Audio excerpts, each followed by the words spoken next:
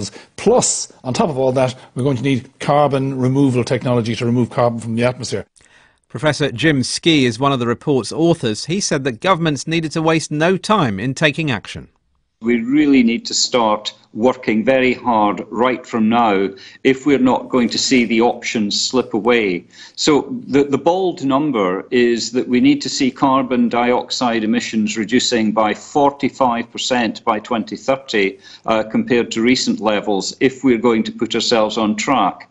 And by the middle of the century, we'd need to be taking as much carbon dioxide out of the atmosphere as we put in. And really, these are dramatic changes that need the deployment of new technologies, new approaches, and also changes in behaviour. So the messages indeed are very strong.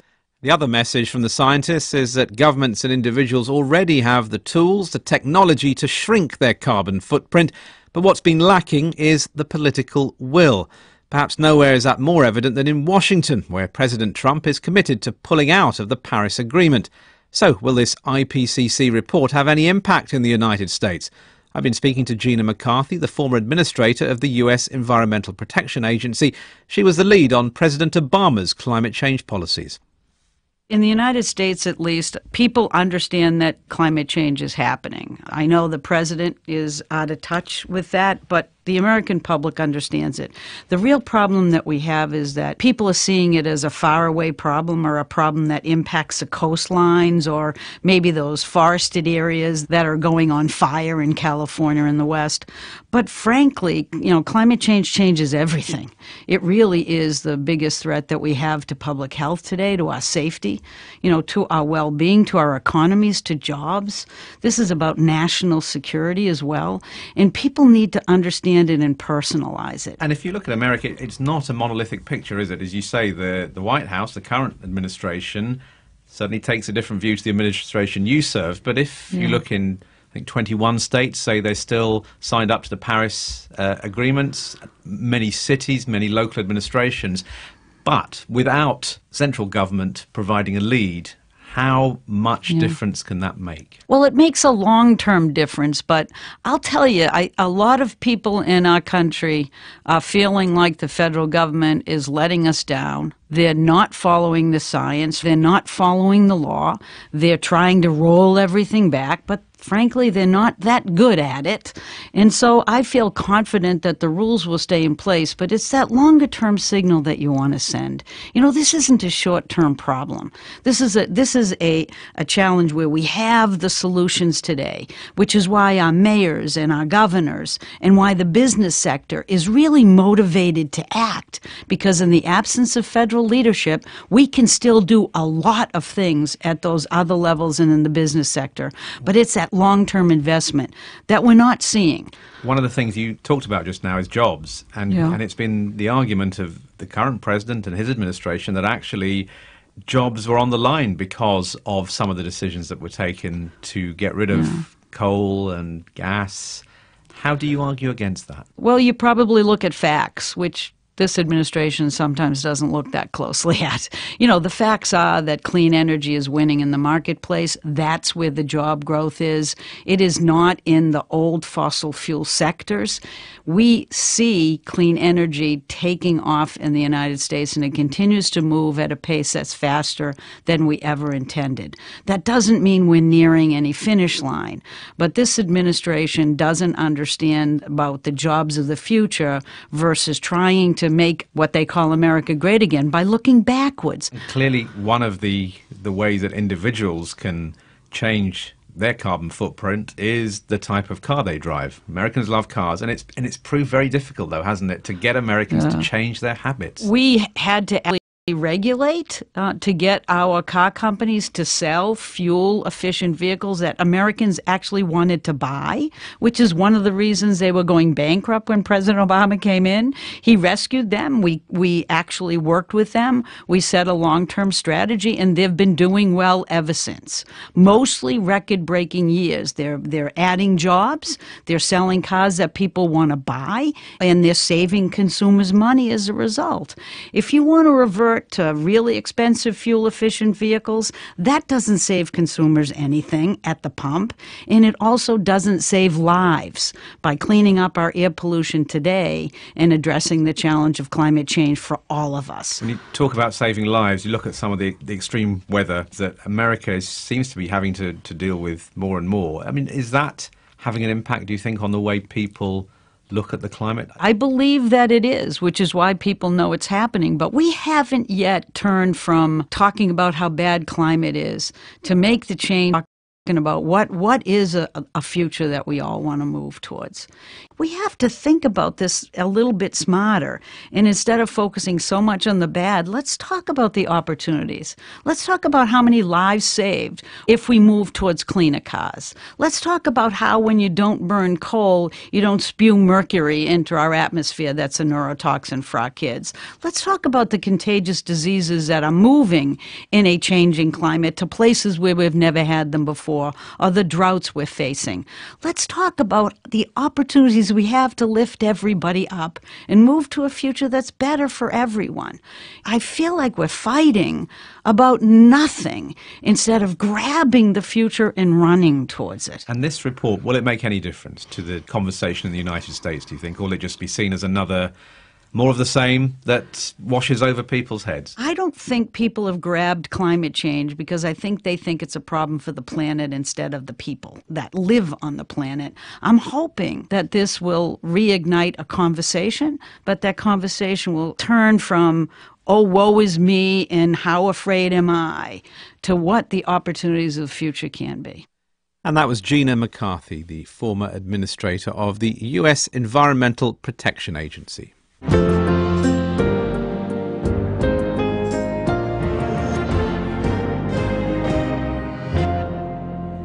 Let's get the latest now on the disappearance of the prominent Saudi journalist Jamal Khashoggi. The US-based dissident who writes for the Washington Post hasn't been seen in public since he entered the Saudi consulate in Istanbul last Tuesday.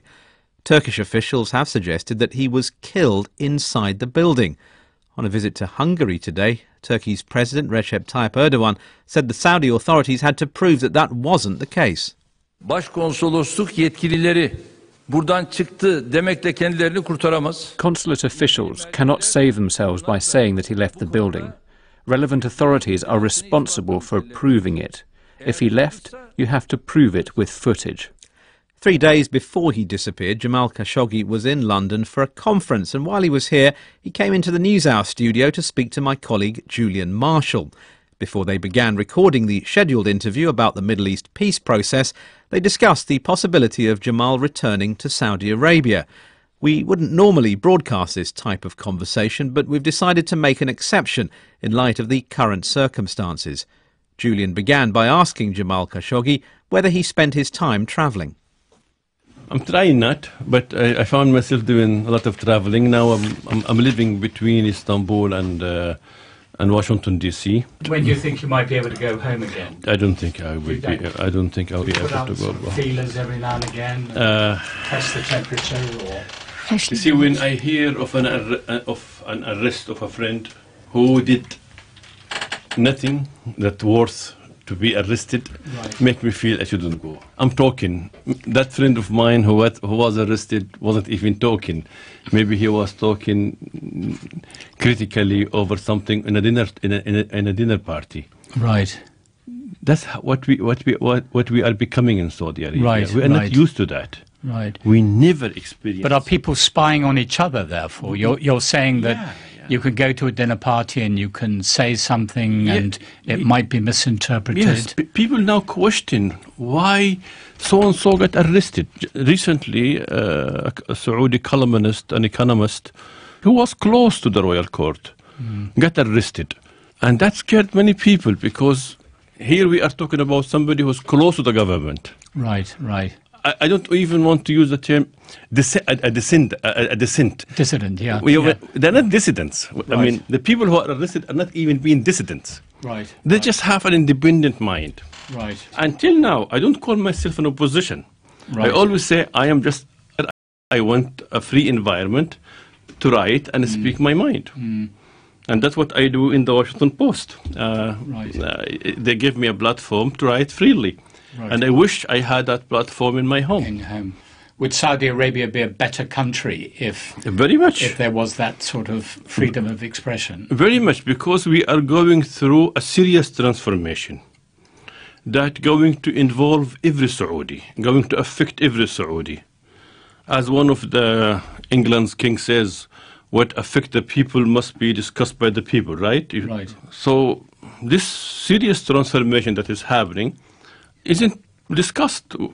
The prince surprised us every couple of weeks or couple of months with a huge multi-billion dollars project that wasn't discussed in a parliament, wasn't discussed in newspapers, and the people will just clap and say, hey, great, let's have more of those.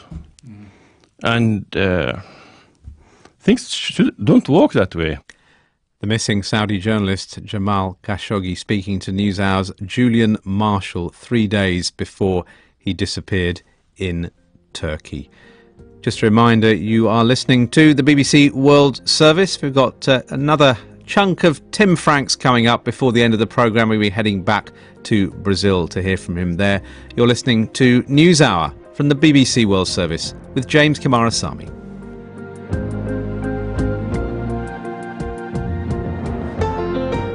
And it is 11 minutes now before 4 o'clock. Good afternoon to you. You're, of course, listening to the BBC on your favorite radio station. That is Red River Radio, your public radio station.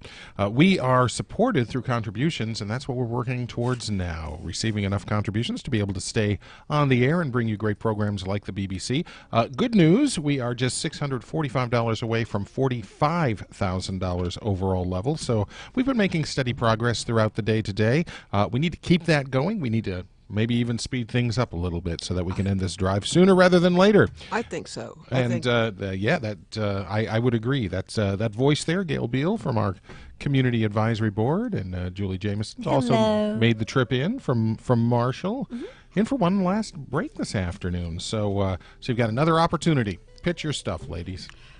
Okay, absolutely. Go, Gail. Absolutely. You go ahead and go first. Okay, I will go first. First of all, as a city commissioner and a representative of Marshall, the home of the Fire Ant Festival, you can pledge to this radio station. That's the most important.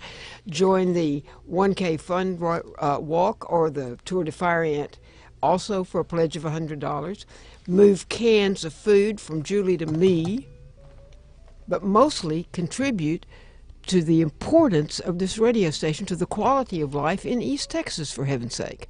Well, yeah, that makes total sense. Everything else is lagniappe. We're having fun because we think, well, maybe if people listen to the fund drive and they either think we're crazy or whatever, they'll contribute. I'm not sure about that, but we're here because both of us can't do without news that's not crazy. There's a lot of difference between fake news and sensational news, and we have sensationalized so much of what is important, and you don't find that here. I find myself absolutely listening in the car to those driveway moments because I want 4 minutes of a story and not 30 seconds. Sure, and that's only made possible because we don't air commercials. We don't have to stop and make room for selling airtime to make our corporate owners happy. We are not owned in that way. We are in effect owned by the people who contribute to this station. And it was important. We were talking earlier when Red River Radio first went on the air. One of our commercial stations owner was a man named Tony Bridge, and he supported Red River Radio. He knew it was not competition to a commercial station. He knew how important it was to the quality of life in East Texas that he loved. And it's no different now than it was, 27 years ago? Oh, no, 34. 34. Well, I'm old. I forget things like that. But I was one of the first listeners. I remember when we ran the whole gamut of everything public radio broadcast in the newspaper. It was that important to us 34 years ago, and it still is, Kermit. It still is. Well, the programming isn't about making money from sales from ads, as said earlier. It's really about the content. So this is the content that you want, that you are interested in, and it may not be the type of stuff that that would be profitable for a commercial station to air, but it is certainly something that deserves to be here.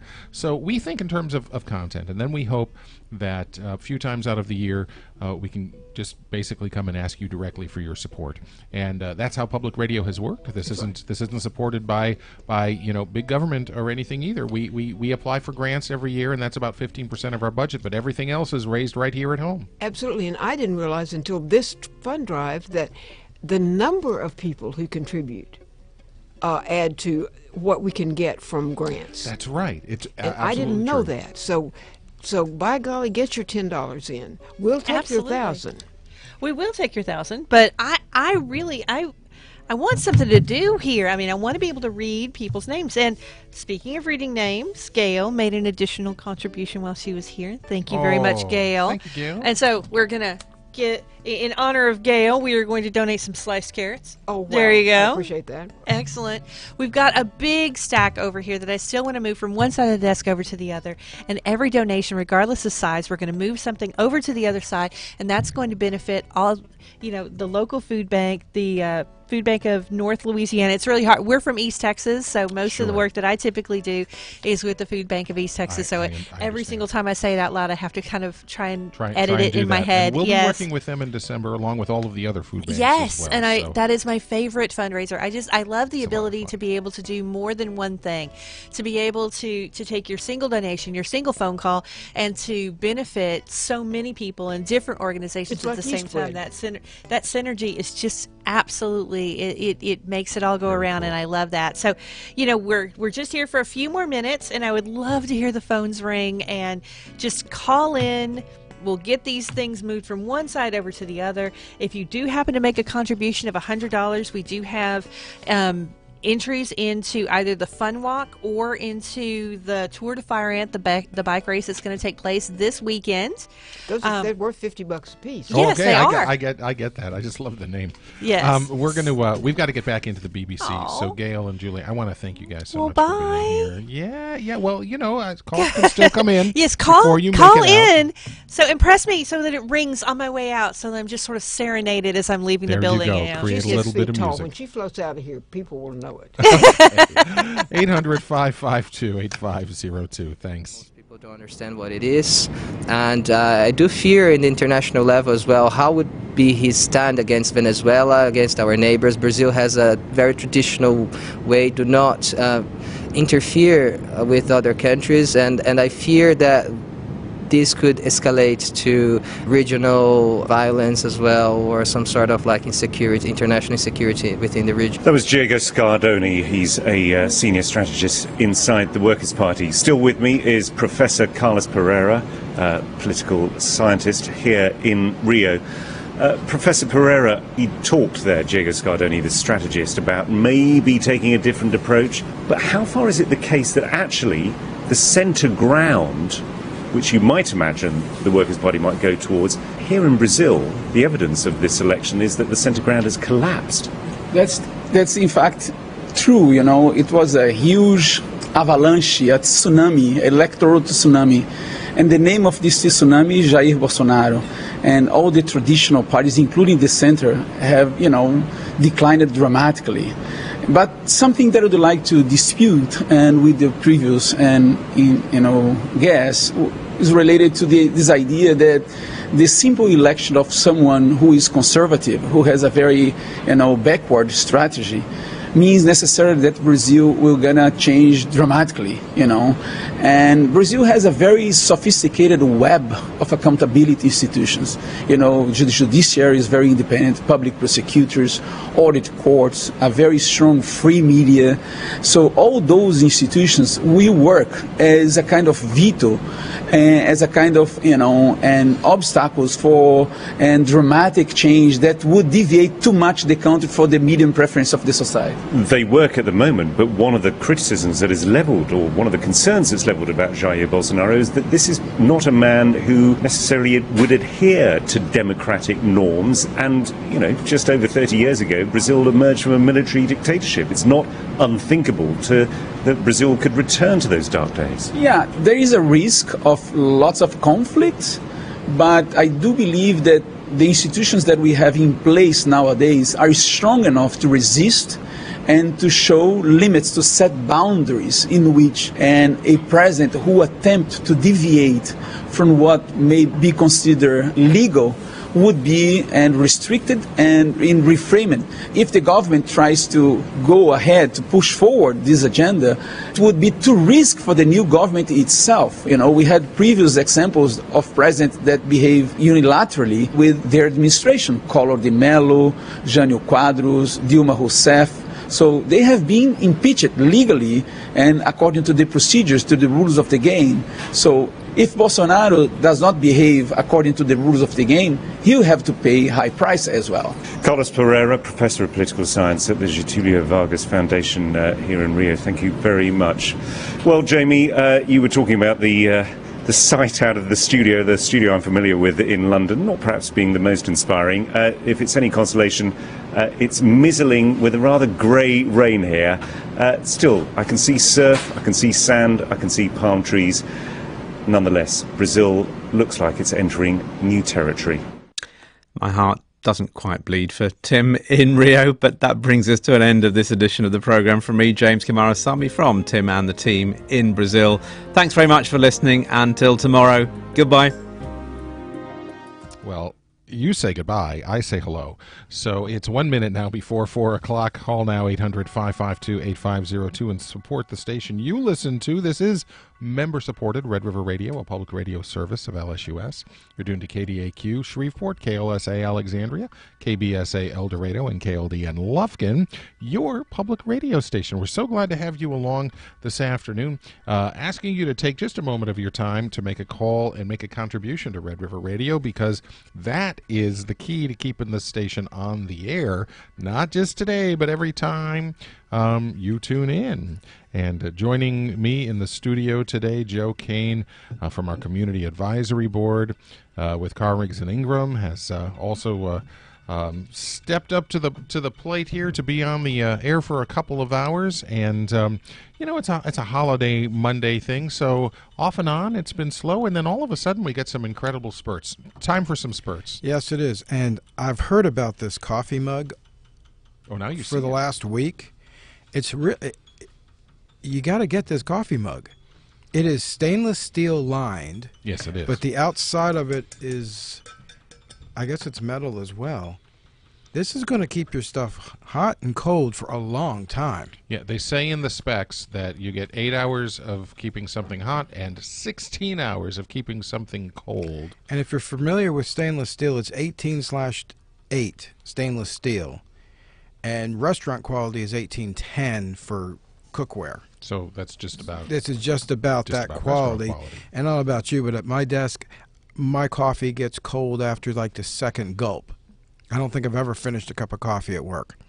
So this would do it, though, because it's going to keep it hot for 8 hours. Yeah, it's got some sort of vacuum insulation. It talks about copper insulating walls and stuff, which obviously you can't see, but it's like a technological marvel. So we've got to get into the news headlines here. So what was the level for this? That's 120. 120. So 800-552-8502, $120. Live from NPR News in Washington, I'm Jack Speer.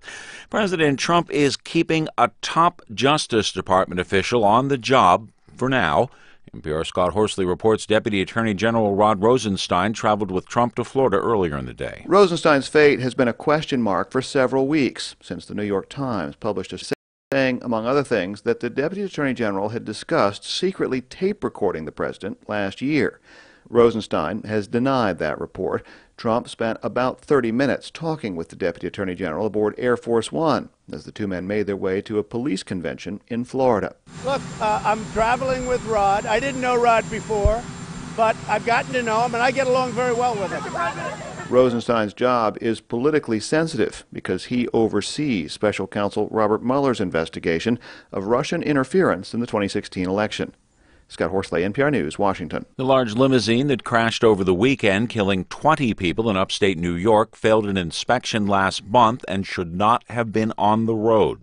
That's according to New York Governor Andrew Cuomo, who says state officials have moved to shut down the company that owned the limo, pending a full-fledged investigation. So I think the owner of this company, the owner of Prestige, has a lot of questions to answer.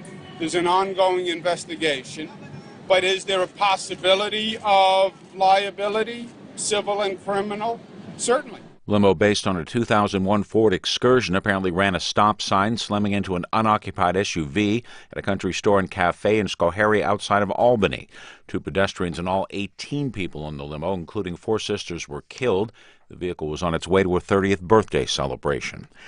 The Nobel Committee today awarded its 2018 Prize for Economic Sciences to 2 economists. NPR's Nick Fountain reports their work focuses on innovation and climate change. Normally today, economists are waiting by their phones.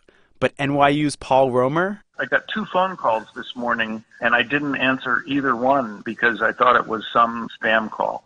So I wasn't expecting the prize. Romer's work is about economic growth and how to keep economies growing. His insight? Governments need to create the right incentives for innovation, strong patent systems, for example.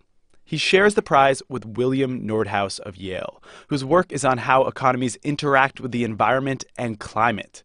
And similarly, he says, governments have to get the incentives right, for example, with a carbon tax. And people have been listening. His work has been used by the EPA and the UN's Intergovernmental Panel on Climate Change.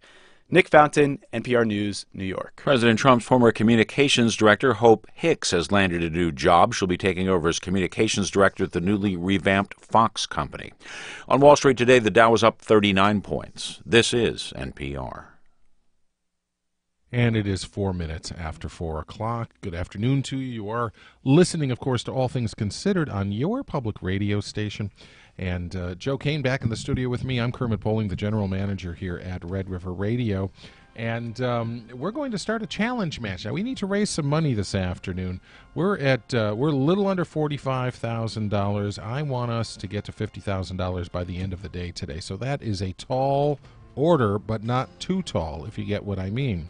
If each one of you listening right now will go ahead and make a contribution, that plus the match money that we have, we should be able to rocket up that total pretty quickly. But we can't do that until you have made your call. This station is dependent on listener member support. Who's a listener member? That's any listener that makes a contribution.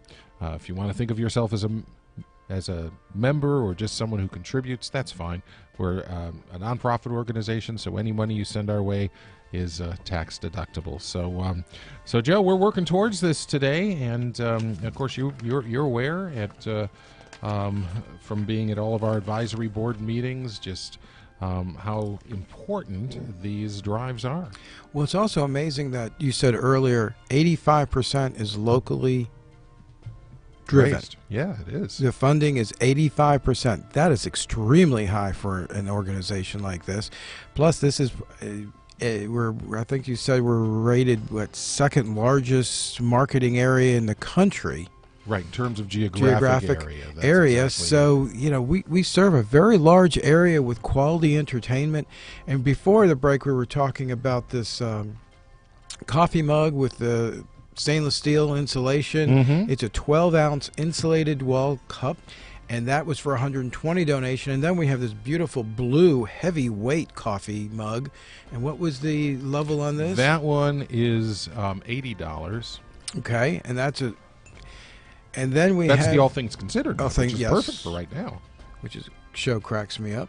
And last but not least, for those of us that like to drink whiskey or scotch, we have the tumblers, the whiskey. Yes, we do. Add a little ice and a little whiskey or scotch. You've got a very nice tumbler. That comes in a set of 2. Set of 2. We call it the Whiskey Glass Duet. All right, we have to get into the next segment of All Things Considered. Call now. Take advantage of the match. We'll be back. A new report commissioned by the United Nations paints a dire picture of what climate change could do to the Earth. More wildfires, droughts, food shortages, massive destruction to coral reefs. And this report says that could all happen by 2040, sooner than previously thought. It comes as more world leaders question the effectiveness of the Paris Climate Accord, a landmark deal signed in 2015. Despite all that, geography professor Bill Selecki sees reason for optimism. He's one of the authors of this report, and I asked him to first explain the report's mandate. It's to assess whether or not the goals of the Paris Agreement are potentially achievable. And the results of the assessment illustrate that they might possibly be. The assessment as to what in particular? As to whether or not there is the infrastructure and physical systems available to slow the rate of climate warming so that we only exceed or reach 1.5 degrees warming above the baseline level. One of the authors of this report says the next few years are probably going to be the most important in our history when it comes to climate change. Why is that? What needs to happen in just the next few years? Well, the window of opportunity is open, and with that, we need to act in a way to lessen the likelihood of more significant warming and more significant impacts. There's a clear evidence that action now could forestall greater impacts in the future. And what kind of action? Give me some examples. Well, the report speaks about potential transitions in a range of different systems that we have developed, energy systems, transport systems, food supply.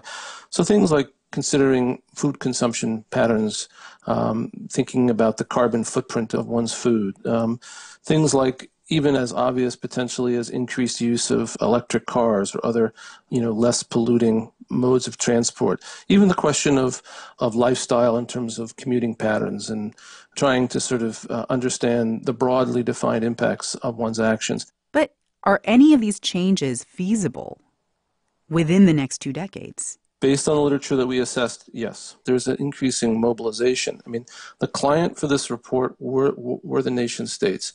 That being said, subnational groups, non-state actors, even cities, states, provinces, or international organizations, and even local, have engaged in this discussion. And I think that it's in that context of widespread engagement where the possibility for collective action emerges. Is the engagement wide enough and intense enough? Because the question now is political will. President Trump has withdrawn the U.S. from the Paris Accord.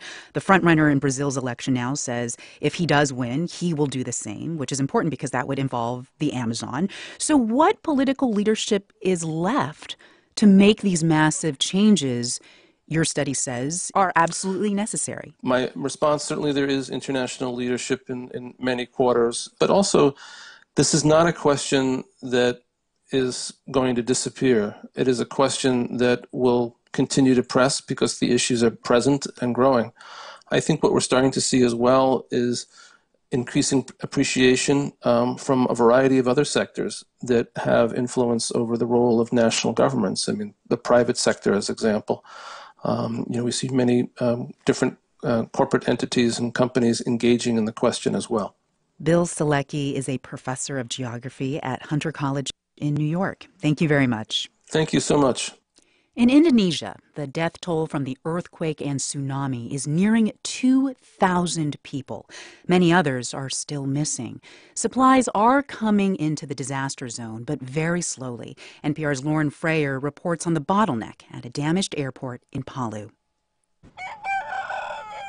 Farm animals, family photos. Evacuees brought all they could manage when they sought refuge at Palu's airport after the earthquake and tsunami hit. We said, let's just get to the airport. They'll have supplies there. It'll be the safest place, recalls Tazni Dege Majala, one of hundreds camping out on the lawn in front of the terminal. The Palu airport has become a refuge, in addition to being a staging ground for supplies some survivors say have been slow to reach them. Local officials were on the defensive today. Military and government leaders stood shoulder to shoulder in front of the runway, telling reporters how much aid has been delivered despite tough conditions. Well, the biggest challenge for the time being is that it is so isolated. Jean Anis from the Indonesian Foreign Ministry says Palu is a relatively small city with a relatively small airport. Its air traffic control tower collapsed in the earthquake. Some commercial flights are landing now, but the majority are from the military. Looking into the back hatch of a C-130 transport plane that has just landed on the runway at Palu Airport, soldiers are quickly unloading huge piles of steel beams, it looks like, crates of water, and shuttling them onto trucks on the runway. Enggal, who goes by one name, is an Indonesian Air Force pilot who's been flying 2 round-trip flights a day to Palu, ferrying injured people out and supplies in. He says landing planes here is no simple task. Palu Airport sits in a narrow valley between towering volcanic ridges. You can see the terrain along the runway. We're surrounded by mountains. Yep, mountainous area. It makes it difficult to land your plane? A little. Yeah? It's windy here. Yep. That's a factor for you? Yeah. It's not a calm wind for us. Soldiers pass crates along a human chain from the C-130 to flatbed trucks idling alongside the runway. There are diapers, disinfectant, clothing. The trucks don't have to go far to find needy people camped out on the airport grounds. A woman named Wiwin, who also goes by just one name, sits on a blanket weeping. Her neighborhood was almost completely submerged in mud. She shows me scrapes on her legs she got while fleeing. 7 of her relatives perished, including her daughter and her sister. She's upset that the government plans to stop searching for bodies by the end of the week. Her house is buried in mud. She has nowhere to go. There are tens of thousands of people like her in this region struggling with how to move forward. For the government, accelerating aid into damaged areas may be the easy part, but rebuilding this city and recovering from these twin catastrophes will take years. Lauren Freyer, NPR News, Palu, Indonesia.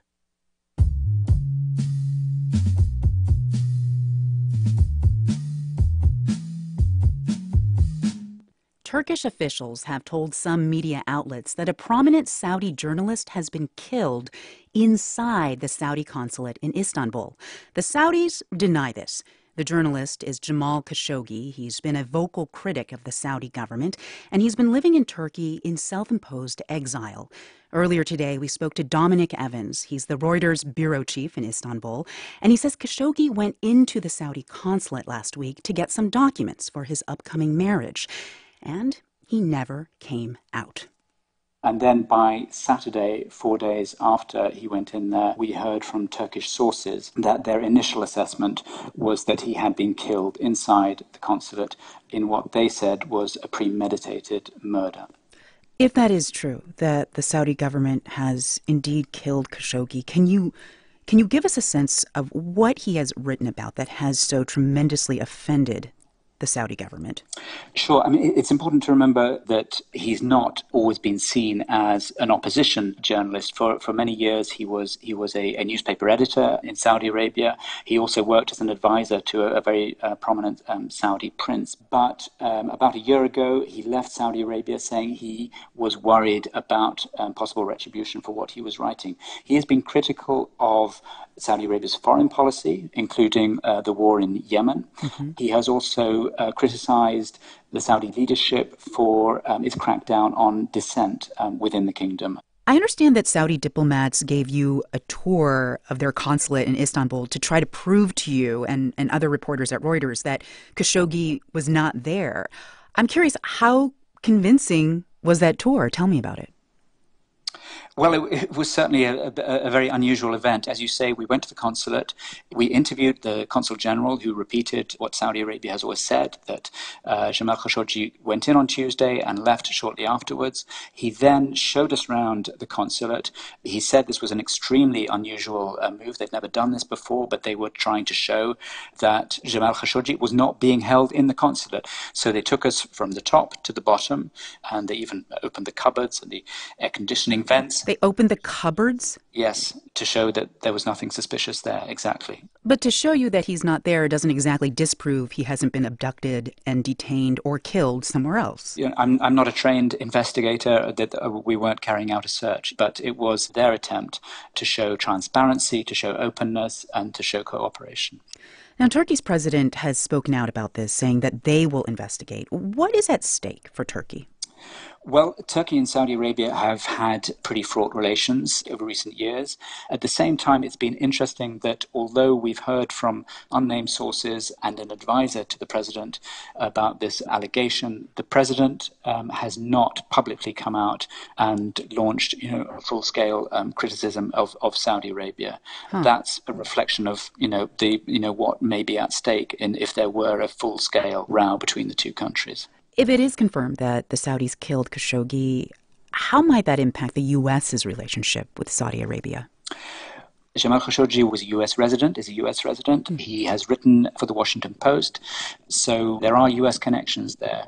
It would also look pretty bad for the United States or any Western country not to take some kind of response to a country. And again, we're talking hypothetically now, this has not been proven, but if it is proven that Saudi Arabia did abduct or kill Jamal Khashoggi, that would put a lot of pressure on Western countries to condemn the action and take some kind of action in response. Dominic Evans is the Reuters bureau chief in Istanbul. Thank you very much for joining us. Thank you. It's 18 minutes after 4 o'clock, and we'll pop back into All Things Considered in just a couple of minutes. Meanwhile, still raising a little bit of money here. Actually, we need to raise a lot of money, to be perfectly honest. I'm Kermit Poling, Joe Kane with Carr, Riggs & Ingram, also in the studio with me here. And we've just got about 2.5 minutes or so, but it looks like you have some people to thank. Why don't you go ahead and do that? Yes, we do. We have Kelsey Davis from Natchitoches. Thank you very much for your donation, as well as Nancy Arn from El Dorado, yeah.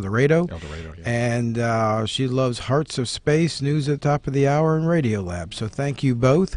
And as we were saying beforehand, we have the whiskey tumbler for the evening. Yeah. Have a few drinks in that. And then we have 2 wonderful coffee mugs. Mm-hmm. One's the Traveler with 12 ounces with the stainless steel. So what are you talking? You're $100, $120. $120 for that, yeah. So where else can you donate and get a nice thank you gift? Well, I don't know. So make that call. And also that umbrella. I got the umbrella the last drive we had. It fits nicely in your glove box, and it's wonderful. So the umbrella is also for a $120 donation. Yeah. So thank you all. We need to hear the phone ring, don't we? Yeah. If you want to, instead of $120, just think of it, it's just $10 a month. And think of what you would, there are a lot of things that you can subscribe to that you have no choice. You have no choice if you want to get, cable or satellite television or satellite radio for that matter, newspapers, magazines, and all of that, they all have a required cost to them. Now, we come to you and we don't charge you anything up front. We just say, hey, listen, we're glad to have you as a listener, and if you don't mind, would you mind paying a little? You don't have to do it all the time. Do it when you feel like. Now, it's not a great business model from the standpoint that anybody else would be doing this, and maybe we're a little crazy about it, but we're here to make sure what we bring to you is what you want to listen to, and then we're hoping that you will support it for the sake of yourself and also for your community. It's a community thing. And also, you were saying before that the funding here is straight for programming. Yeah. This is not company profits going off to some big to some big multimedia in some big city. This is staying here for our programming that's for sure. that we enjoy. Yeah. And one of the things I enjoy more than anything else, people say the driveway moments. Yeah. Then I turn it on in the morning while I'm getting ready for work. It's more, I'm late for work because I wanted to hear the end of this story, which was so informative and straight to the point, and I can draw my own conclusions instead of having people tell you what you should be thinking. Here, I think it's much more fair and balanced. Well, if you feel the same way, go ahead and call us now, 800-552-8502. Pay for the programming you do use, and because you listen. We'll be back. Supervised injection site. As Bobby Allen of member station WHYY reports, Trump administration officials are watching and promising a crackdown. Since earlier this year, officials in Philadelphia have been studying the idea of a supervised injection site, where those struggling with addiction bring their own drugs and use under the watch of medical professionals. The creation of the nonprofit called Safe House is the most significant step so far in making that a reality. One of the most prominent board members of the group is former Pennsylvania Governor Ed Rendell. 1,217 Philadelphians died of overdoses. Most of them died alone in the year 2017. It's the highest rate per capita of any big city in America. We've got to do something to stop it. Other cities grappling with the opioid crisis, including New York, Seattle, and San Francisco, are considering opening a supervised injection site, but haven't done so yet. California Governor Jerry Brown recently vetoed a law that would help open one, saying it would enable illegal drug use. It's a position shared by Deputy Attorney General Rod Rosenstein, who told NPR in August that the Justice Department will not tolerate the opening of a supervised injection site in Philadelphia. It remains illegal under federal law, and people engaged in that activity remain vulnerable to civil and criminal enforcement. I have a message from Mr. Rosenstein. I'm the incorporator of the Safe Injection Site nonprofit, and they can come and arrest me first. Rendell says his brazen position takes him back in time to the early 1990s when he was mayor and welcomed Philadelphia's first clean needle exchange during the AIDS crisis. But offering clean needles to drug users is one thing. Inviting them into a building to use illegal opioids is a different matter entirely. Rhonda Goldfein with the AIDS Law Project of Pennsylvania is another board member of Safe House, the new nonprofit. She agrees that it's a controversial idea, but the model has saved lives in Canada and Europe. The idea is if today we can prevent that fatal overdose and we can build that relationship of trust, then maybe tomorrow or even later today, we can encourage that person to get into treatment. Although city officials are not directly involved with the nonprofit, Philadelphia's mayor and district attorney support putting the site in Kensington, the heart of the city's opioid problem. The nonprofit has already raised $200,000. But the city councilwoman, whose district includes Kensington, Maria Quiona Sanchez, is still on the fence. We have to reform the entire treatment services component before we can talk about a safe injection site as a tool within that reformed system. On a recent visit to Kensington, the desperation was everywhere. Syringes and drug bags strewn across sidewalks and train platforms, people nodding off in front of homes, next to delis, leaning against parked cars. This is how 42-year-old Ray describes it. We're using just his first name because he uses illegal opioids. It's like being at ground zero of zombie land, man. It's crazy. Ray's wearing a pink shirt and shorts and has a Phillies baseball cap on backwards. He says he'd go to the supervised injection site because right now he uses... next door step in an alleyway, backyard, anywhere. Safe House officials won't say yet when they hope to open their doors. But one thing is clear. They say if getting people like Ray off the streets and into a medical facility means defying the Trump administration, so be it. For NPR News, I'm Bobby Allen in Philadelphia. It's time now for All Tech Considered. This month, we're looking at our bodies the way technology sees them. Here in the U.S., we're gradually getting used to facial recognition technology. It's in our phones, in some airport security systems, on social media. But how good and how secure is this technology?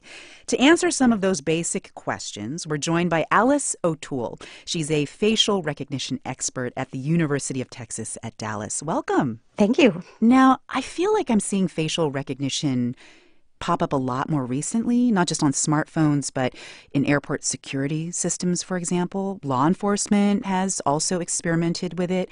Was there some sort of technological breakthrough that allowed wider use of this software? Yes, there has been a breakthrough.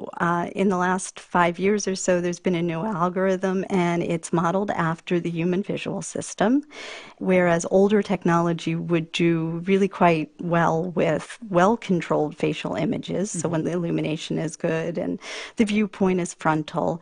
This new kind of algorithm is much better at being able to generalize identity across variable images. So that crazy facial expression or that, change in age and so on, these algorithms really have the potential to be much better at the task. One recurring issue, though, we keep seeing is facial recognition technology that misidentifies people of color much more frequently than it misidentifies white people. There was that one pretty embarrassing incident where Google tagged faces of black people as gorillas. I'm just wondering, from a technological standpoint, why do mistakes like that happen? Yeah, this is a really excellent point. The current algorithms learn by example. And examples are basically many, many images of a particular person and an accurate label. And so you get what's out there, and what's out there may not be equally representative of different races. So you're saying there are just a lot more photos of white people in the databases these pieces of software read? That's exactly right. So how do you solve this problem technologically? How do you make the web, I guess, less racially biased? Do you just flood it with more photos of people of color? Yes. Oh. The answer to the question technologically is quite simple. If you had equal representation of faces of different races, we would expect it would be equally accurate. How you make the web unrace biased, that's a harder question. So even when facial recognition software does work, when it is accurate, there are some troubling implications when it's linked to a database of images. For example, civil liberties groups worry that law enforcement could use this technology to target undocumented immigrants or to track protesters. As someone who really understands where this science is today, how do you think about this? Is face recognition technology abused? That's certainly a possibility. Any technology has the potential for abuse. Whether or not the potential for abuse of this technology outweighs its utility is something that has to be decided by societies, and carefully looking at how it works and making decisions about what the right ways to use the technology are. Alice O'Toole is head of the Face Perception Research Lab at the University of Texas at Dallas. Thank you very much. Thank you. Support for All Tech Considered comes from C3 IoT, providing a software platform that enables organizations to deploy artificial intelligence, predictive analytics, and IoT solutions at industrial scale. Learn more at c3iot.ai. And from Ultimate Software, provider of cloud-based HR, payroll, and talent management solutions for the modern workplace. Learn more at ultimatesoftware.com. Ultimate Software, people first. This is NPR News. And this is your public radio station, Red River Radio, 29 minutes now after 4 o'clock. And we'll be getting right back into All Things Considered. Meanwhile, Joe Kane and I are here to remind you that this is the time to make your contribution to Red River Radio for a number of reasons. Number one is you listen. And because you listen, we're asking you to make a contribution to keep these programs on the air. Number two, we have a match going on right now. So anybody who contributes, your contribution is going to be matched dollar for dollar. Number three, we have a whole series of drawings still left in the drive, including the drawing tomorrow for another gift card to the Louisiana Boardwalk. And then, of course, we have all these wonderful thank you gifts. And Joe, you're holding one right now. So basically, if I donate, let's say $100 for the nice whiskey duet, glass duet, it's doubled. Yes, yeah, right. And I get the duet. And you get the duet. So why is call now? 800-552-8502. It's 2 for 1. Yeah, absolutely. And you get a nice gift, and you're supporting the programming that you're listening to right now. And I have to admit, that, I don't know much about whiskey glasses or scotch glasses and all of that. I thought it was a cool idea. My dad could have told me all about it. He collected them and all of that, but I couldn't remember exactly what they were. But it's like, all right, let's give this a shot. These are great glasses. They're just great glasses, big, heavy glasses. I mean, whether you put whiskey in them or scotch or soda or water or whatever, these are cool, and they have our logo on them. I have, I think, our... is it the pint glasses that you gave away a couple of years ago? Well, we did have some, yeah. Those glasses, yeah. Those were very nice. So, it's the same type of strong quality, and the logo lasts forever on the side. And you got the coffee mugs, you've got umbrellas, books. I mean, come on. It's 2 for 1. You give $100 or $200. We collect 2 or 4. You get a nice prize to go along with it. I actually got a text from a friend who said they're probably going to have to donate again because didn't realize how nice the coffee mug was. Well, the 12-ounce coffee mug. I'm like, well, it's worth it. I'm going to have to donate twice. Well, I won't stop you. I figured you wouldn't. So, and if you don't want to call in, you can do so online at redriverradio.org, right? Absolutely. Got a section there, too. So this is the programming we all enjoy. Whether you listen in the car, you listen at home. Saturday was great. I was working around the house and turned on the opera. Live from the Met. I mean, that's a wonderful service. Yeah, and I know you are big on the opera. Yes, I am. So it's great, and I like the you had some blues programming on too that I catch once in a while. So that's what's great about this station is how diverse it is. From news from the BBC, from American Public Radio, to the various musical programming, and besides, I think it's $1,000. Yes, you can host your own hour. Oh yeah, if a donation, and if you donate $1,000, that's actually $2,000 right now, and you get an hour of programming your own music and hosting. Absolutely, and we have heard some terrific shows that have come from some of our listeners who have done exactly that, and obviously you tune in here and you listen and you hear, people who are, supposedly whatever seasoned professionals, whatever you want to call us. But I'll tell you, it doesn't. these people who have done it have been so devoted and absolutely professional in their productions, even though that's not what they do all the time. Heard some amazing music. One of my favorites was a series of a couple of shows all about the Blade family. Interesting. And yes. and their music, of course, great, wonderful jazz players, and and gospel and all of that too. It was really very cool. And Brady Blades has backed up some amazing artists. Oh yeah. Yeah. I mean, I think it was Americana Festival or award show that they had in Nashville. Brady was the house drummer a few years ago. Oh, okay. And you had everyone in the audience from Loretta Lynn, Robert Plant, the Indigo Girls. He actually had some tickets, and yeah. I mean, they've backed up some. Both brothers have backed up some amazing artists out there. So you can decide what you want to put on. I mean, if it's something that more or less fits into our format, of course, we're kind of hoping for that. But basically, we don't just toss you into the room and say, "All right, we'll see you in an hour." We will help you realize your dreams, whatever that particular dream may be. So that's for $1,000. You don't have to do it by yourself either. You can join in with some friends. If you got a couple of friends that would love to go in on this with you, why not make it a shared event? That's for $1,000 right now. Of course, we have the match going on, so of course the match would be $2,000 to us. Call now, 800-552-8502. You can go online at redriverradio.org. Make your contribution. We do accept all of the major credit cards here. If you'd rather not pay interest on a credit card, well, we can just break it up into monthly payments for you as well. For that matter, if you want to make a contribution in monthly payments and just have that go on forever, become a sustaining member, we will do that as well, and we will just keep taking that for as long as you want. If you want us to stop at some point, we will. Otherwise, we continue going, and it can be amount like $5 a month. Say I want to be a sustaining member at $5 a month, or $10 a month, or $20, or whatever it is, and we will do that for you every year. You'll be reminded, hey, you can have a thank you gift if you'd like. Get a little bit of lanyard. Well, if you're enjoying this programming, please give us a call so we can maintain this. And it's difficult in these economic times.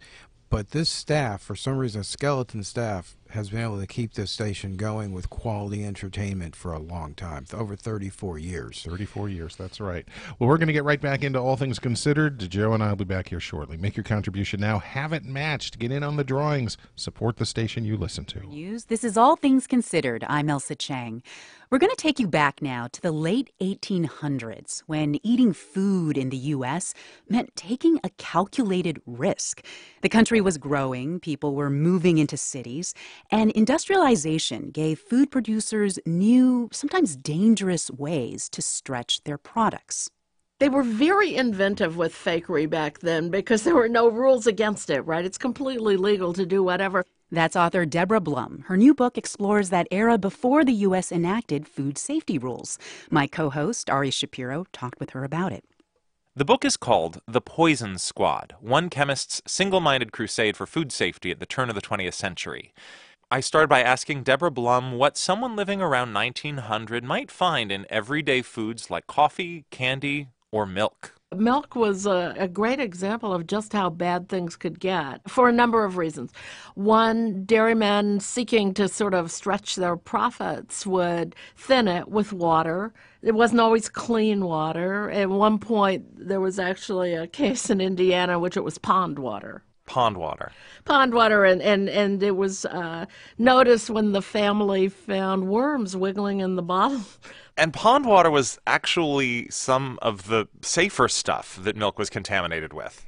That's exactly right, because once you had thinned the milk, you had to reconstitute it in all kinds of weird ways. People put chalk dust in it, people put plaster dust in it, people put weird coal tar dyes, and sometimes toxic dyes like yellow lead to kind of make it more golden again instead of kind of grayish or bluish. And then, because it was prone to rot, this is before pasteurization and before refrigeration, they would dump preservatives in it. And the most popular one was formaldehyde, which is an embalming compound. Which is not good for humans to ingest. No, and so you actually go out and can see newspaper headlines around the country during this period with embalmed milk scandals. So along comes the protagonist of your story, Dr. Harvey Washington Wiley, and his title is Chief Chemist at the U.S. Department of Agriculture. Why did he care so much about this issue? I've always thought of him as kind of a holy roller chemist, right? You have Harvey Washington Wiley was the son of an itinerant preacher and farmer in Indiana. Father was a conductor on the Underground Railroad. He was really raised, he's a real mid-19th century kind of childhood. He was really raised to think of what he did, needing to be a higher calling. And he would describe chemistry that way, chemistry in the service of good. And so when he became the chief chemist at the U.S. Department of Agriculture, this is at a period where there is no FDA, there is no Consumer Protection Agency. This tiny group of chemists that he commanded at the Department of Agriculture was it on food safety. He took up that cause. And your book's title, The Poison Squad, comes from a project that he undertook that really just shows his commitment to this. Describe what the Poison Squad was.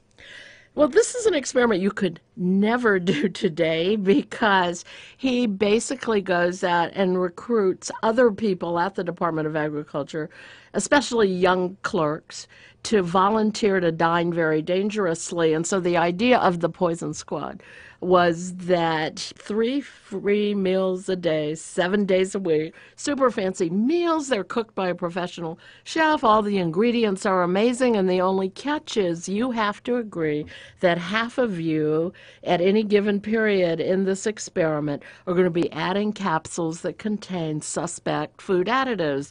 And the other thing about it, when you think, is this crazy or what? You are testing suspected toxic compounds on human volunteers, was that he felt that was the only way he could deal with this. You had this rising tide of really dangerous food additives. There was no safety regulation. How do I make a case that perhaps this is not a good idea? I'll just test it on people, and so he did. To no one's surprise, if you feed people formaldehyde or arsenic or lead, they will get sick. And when you demonstrate that, why does it still remain so difficult to outlaw formaldehyde or arsenic or lead in food? Why was it just not an obvious thing that everybody got on board with right away? And then doesn't that sound like the most logical response? Oh, look, you've poisoned people. Let's get that out of the food supply. Yeah. The food industry had been organizing itself to fight regulation. Probably at the point that Wiley starts these experiments in 1902, he had been advocating, and working with congressmen to try to get some kind of basic consumer protection regulations out there, if nothing else, labeling. And as he does these experiments and as they catch national attention, which they did, they were front page news, there were songs and, musical numbers about them. Everyone is suddenly realizing that there is a lot of bad stuff in their food. There's just a lot of bad stuff in their food. And so there's an immediate pushback, right, in which suddenly congressmen who are on the side of food business are getting offered more money, and the food industry actually organizes. They create a food manufacturers association and coalesce against making sure this doesn't happen. And they were phenomenally effective. And yet, despite these long-fought fights that span decades, today there isn't lead and formaldehyde and arsenic in food the way that there was 100 years ago. Progress really was made. Yes, once this first food safety law, that passed in 1906, 2 years after Wiley finished his famous poison squad experiments. Once that law went into place, we started pulling stuff out. Formaldehyde went out, salicylic acid went out, borax went out, arsenic went out, right? You really see government stepping up for some of these extremely dangerous compounds. Is this book just one big argument in favor of government regulation? In part, because it certainly should be a reminder that before government regulation, food was a constant, unknown, and often terrifying risk to American consumers and put our lives at risk. But it's also, I hope, just a good story. It's a story of something that I love. I love these kinds of stories. It's a story of a single person who changes the conversation. Right. And I think that's really important, too. We need to remember that someone who is focused and even obsessive and who stands up relentlessly for an issue can actually make a difference. So I hope it works on all those levels. Deborah Blum's new book is called The Poison Squad, One Chemist's Single-Minded Crusade for Food Safety at the Turn of the 20th Century. Thanks for talking with us. Thank you so much for having me on.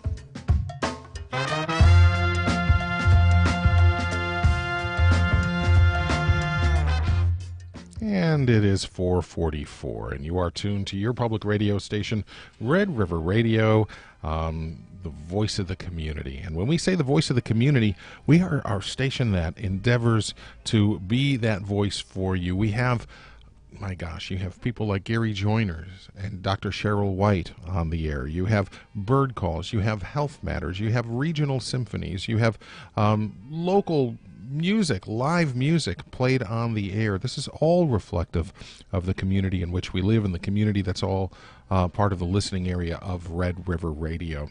We're glad to be able to bring all these different programs to you, whether they're nationally produced or they are locally produced, regionally produced. It's all a part of our mission.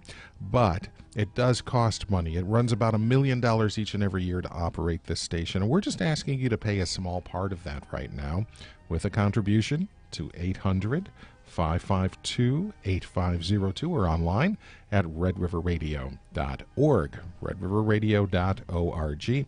I'm Kermit Poling, General Manager here at Red River Radio, and from our Community Advisory Board, Joe Kane is in the studio again with me here, as he will be for the next, hour and 15 minutes or so. That's true. Great to have you in here. Great to be here. Great to be part of the organization, and that's kind of what you do when you donate. You become part of Red River Radio, part of the family. So, as Kermit said, call 800-552-8502. And these folks who are answering the phone start at the wee hours of the morning. They do start. Yes, it's still very, very dark here in the morning when they start coming in. And they're very dedicated, and we appreciate all their hard work, and also ask them about some of the gifts that we have that go along with it. And we're still running the match. Correct? Yes, right now. Yes, we are. And that's going to be for the next 15 minutes or so. So get in on that. Have your contribution matched dollar for dollar, and at the same time, help pay for the programming that you already listen to. You're already listening to this program. You probably tune in regularly. You probably tune in every day, in fact, to catch at least a little bit of All Things Considered. So what's that worth to you?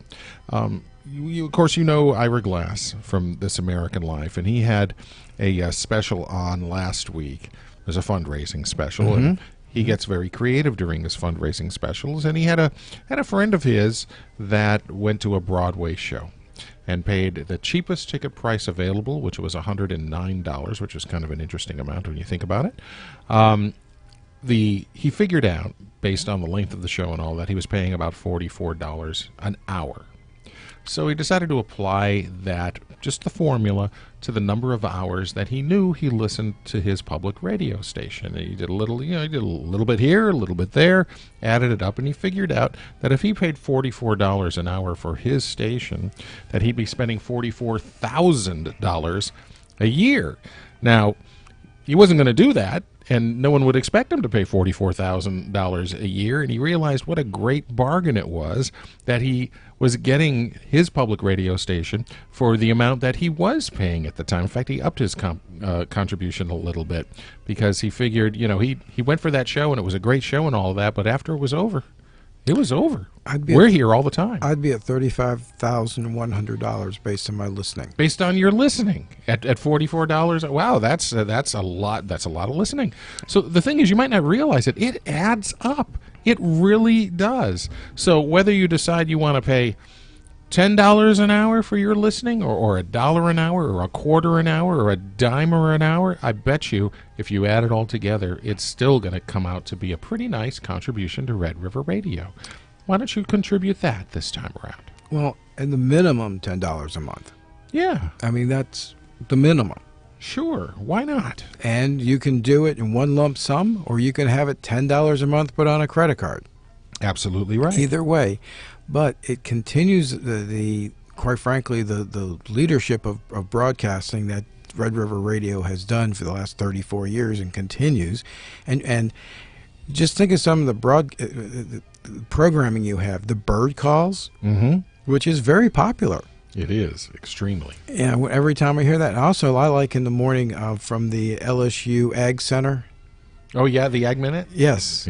That information. And, of course, I'm not from here, and I've really enjoyed Gary Joyner over the years to learn about the history of our area and how history truly matters. Exactly. And I believe one of his books is available as a gift. We do. His History Matters book, which he totally has donated all the proceeds from the books to us. No kidding. And that's available, well, two ways. You can get it for $50, and that is, of course, it's got a first edition book. But if you want him to sign it, he'll add his signature to it for $150. You can get a signed first edition History Matters book by Gary Joyner.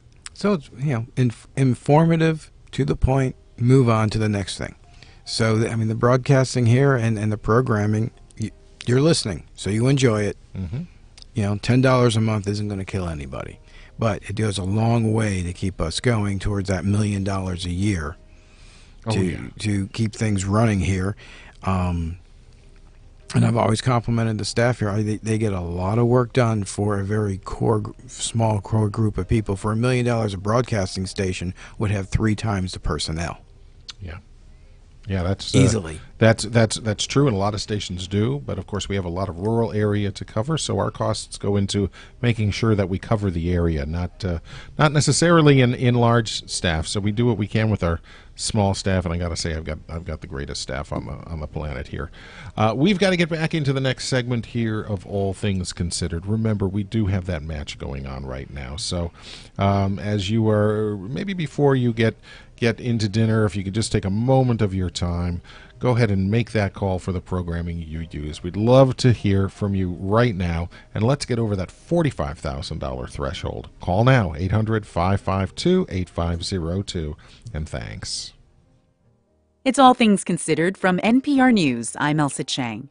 Another storm is on track to hit the U.S. Forecasters call it a dangerous major hurricane. Michael is now a Category 1. Florida's Gulf Coast and Big Bend are in its path. Michael could turn into a Category 3 hurricane with winds above 111 miles per hour by the time it makes landfall. Ken Graham is director of the National Hurricane Center, and he says the first winds are expected to hit Florida by early Wednesday morning. You have today, you have tomorrow to get ready, and then when these tropical storm force winds arrive, it becomes too dangerous to really start being outside doing your preparations. Florida's governor has declared a state of emergency for some counties on Florida's Gulf Coast. And for many residents there, it's the usual prepare for the worst, hope for the best, and while you're at it, restock your storm supplies. At a Lowe's in Pensacola, Darlene Hooper says she's not worried about the storm yet. Give me another 24 hours and I'll get nervous. Still, she is pragmatic about the basic supplies: food, gas, and water, and one essential item in case the power goes out. I'm getting charcoal. That's another thing I'm getting today. Use my grill to cook, and just like camping, I guess. About 200 miles away in northeast Tallahassee, a worker at Ace Hardware fills steel tanks with propane.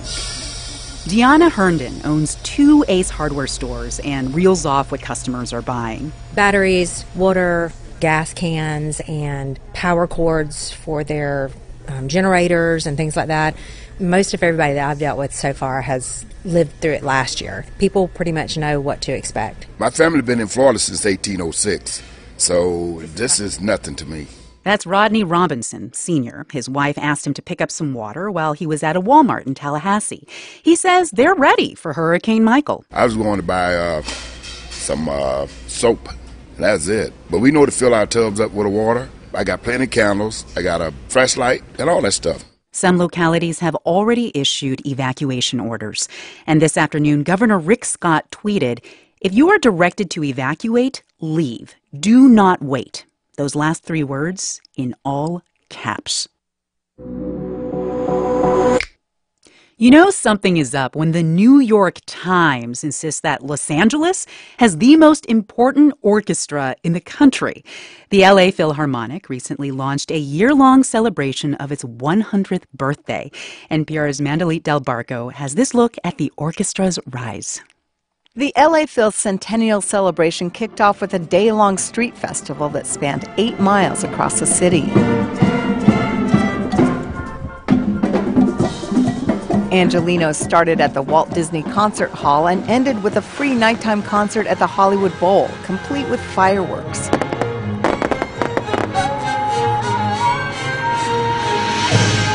After pop star Katy Perry sang with the orchestra, composer John Williams conducted the finale, his famous theme from Star Wars.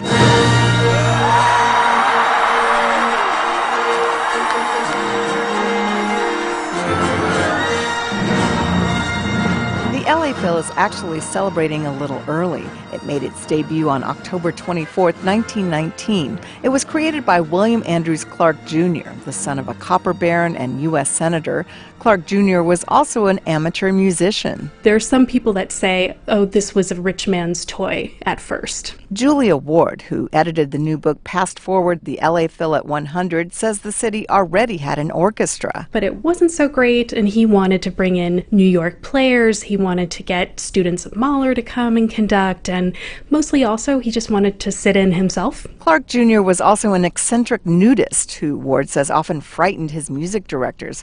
But she adds, one of the first things he said is, I'm going to make this the very best orchestra in the world. And nobody would think that an orchestra would come out of this cultural backwater of Los Angeles. LA was still a bit of a pioneer town back then, much of it orange groves and oil wells. The film industry was just getting started. 3 years after the orchestra debuted, the Hollywood Bowl opened and became its summer home. Audiences paid 25 cents a ticket for Symphonies Under the Stars.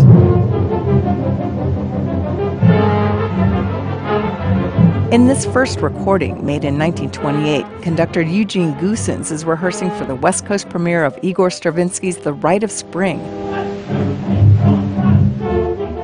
The LA Phil claims to be the first orchestra to broadcast a full concert. It was one of the first to invite a woman to conduct in 1925, and it was the first U.S. orchestra to hire an African-American musician in 1948.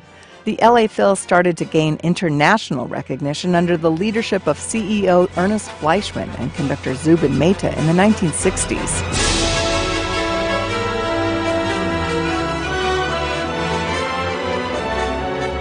By the early 1990s, Los Angeles had become a huge multicultural metropolis. In 1992, much of the city was on fire after the acquittal of police officers who beat black motorist Rodney King. That's also the year composer Esa-Pekka Salonen began conducting the LA Phil. I credit him with really crafting the orchestra into the finely tuned machine that we are now. First violinist Camille Avellano says the orchestra's current music director, Gustavo Dudamel, continues to champion new music, and he started a youth orchestra similar to the one he came through in Venezuela. It used to be that we were just sort of this unknown guardian of old dead white guys' music, and now I think we are seen as being cutting edge. Over the years, the orchestra became known for its mix of classical favorites and music by contemporary composers, including John Adams and the late Frank Zappa.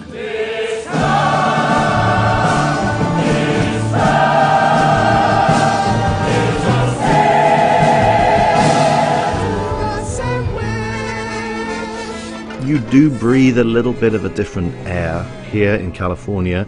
We can play the most avant-garde, most dissonant, most difficult, most complex music in the world, and people still come and lap it up. Simon Woods, the LA Phil's new CEO, says the orchestra is committed to taking risks.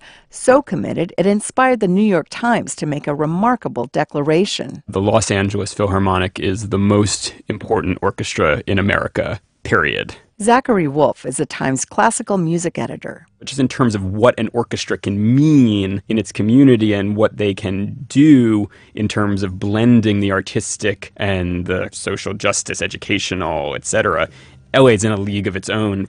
No one else is commissioning new music and performing new and recent music like the LA Phil. Conductor and music director Gustavo Dudamel began at the LA Phil 10 years ago. Now he's planning a permanent home in South LA for his youth orchestra, and he's optimistic about the Philharmonic's future in the global hub that Los Angeles has become. I don't see borders in the art. If we can be an example in these chaotic moments that we are living in the world, art will open this new path that we need. It's a beautiful journey. It's an amazing and unique journey. That journey this season includes premiering 50 commissions from as many composers and performing during the Oscars. Mandalita Albarco, NPR News.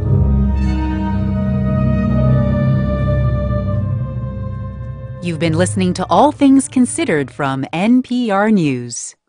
It is 2 minutes now before 5 o'clock. You are listening to member-supported Red River Radio, a public radio service of LSUS. This is KDAQ, Shreveport, Bossier City, KLSA, Alexandria, Pineville, KBSA, El Dorado, Magnolia, and KLDN, Lufkin, Nacogdoches. Find us online at redriverradio.org. Joe Kane back in the studio with me here, and we've got about, about a minute and a half there, Joe. All right, well, we have some thank yous. First, Great. I want to thank Tom Sims for his very generous donation. Thank you, Tom. Also from El Dorado, we have Dorothy Shirley. Thank you very much. And from Marshall, Texas, Lori Andrews. And Lori's comments, I turn the station on as soon as I wake up. Listen throughout the day while I'm working is an excellent way to get informed on local and world events. And I believe this is a second donation so she could get the cup. Oh, the special coffee that's mug. Sweet. Oh, wonderful. So well, thank you. I'll be doing that as well. And also, we still have 1 minute left on the match. Yes. In fact, you go ahead and call right now, and even if it takes more than a minute to get you in there, we'll count you in on the match. So your contribution will be doubled. And we have the drawings that are from now till the end of the drive, including the one tomorrow.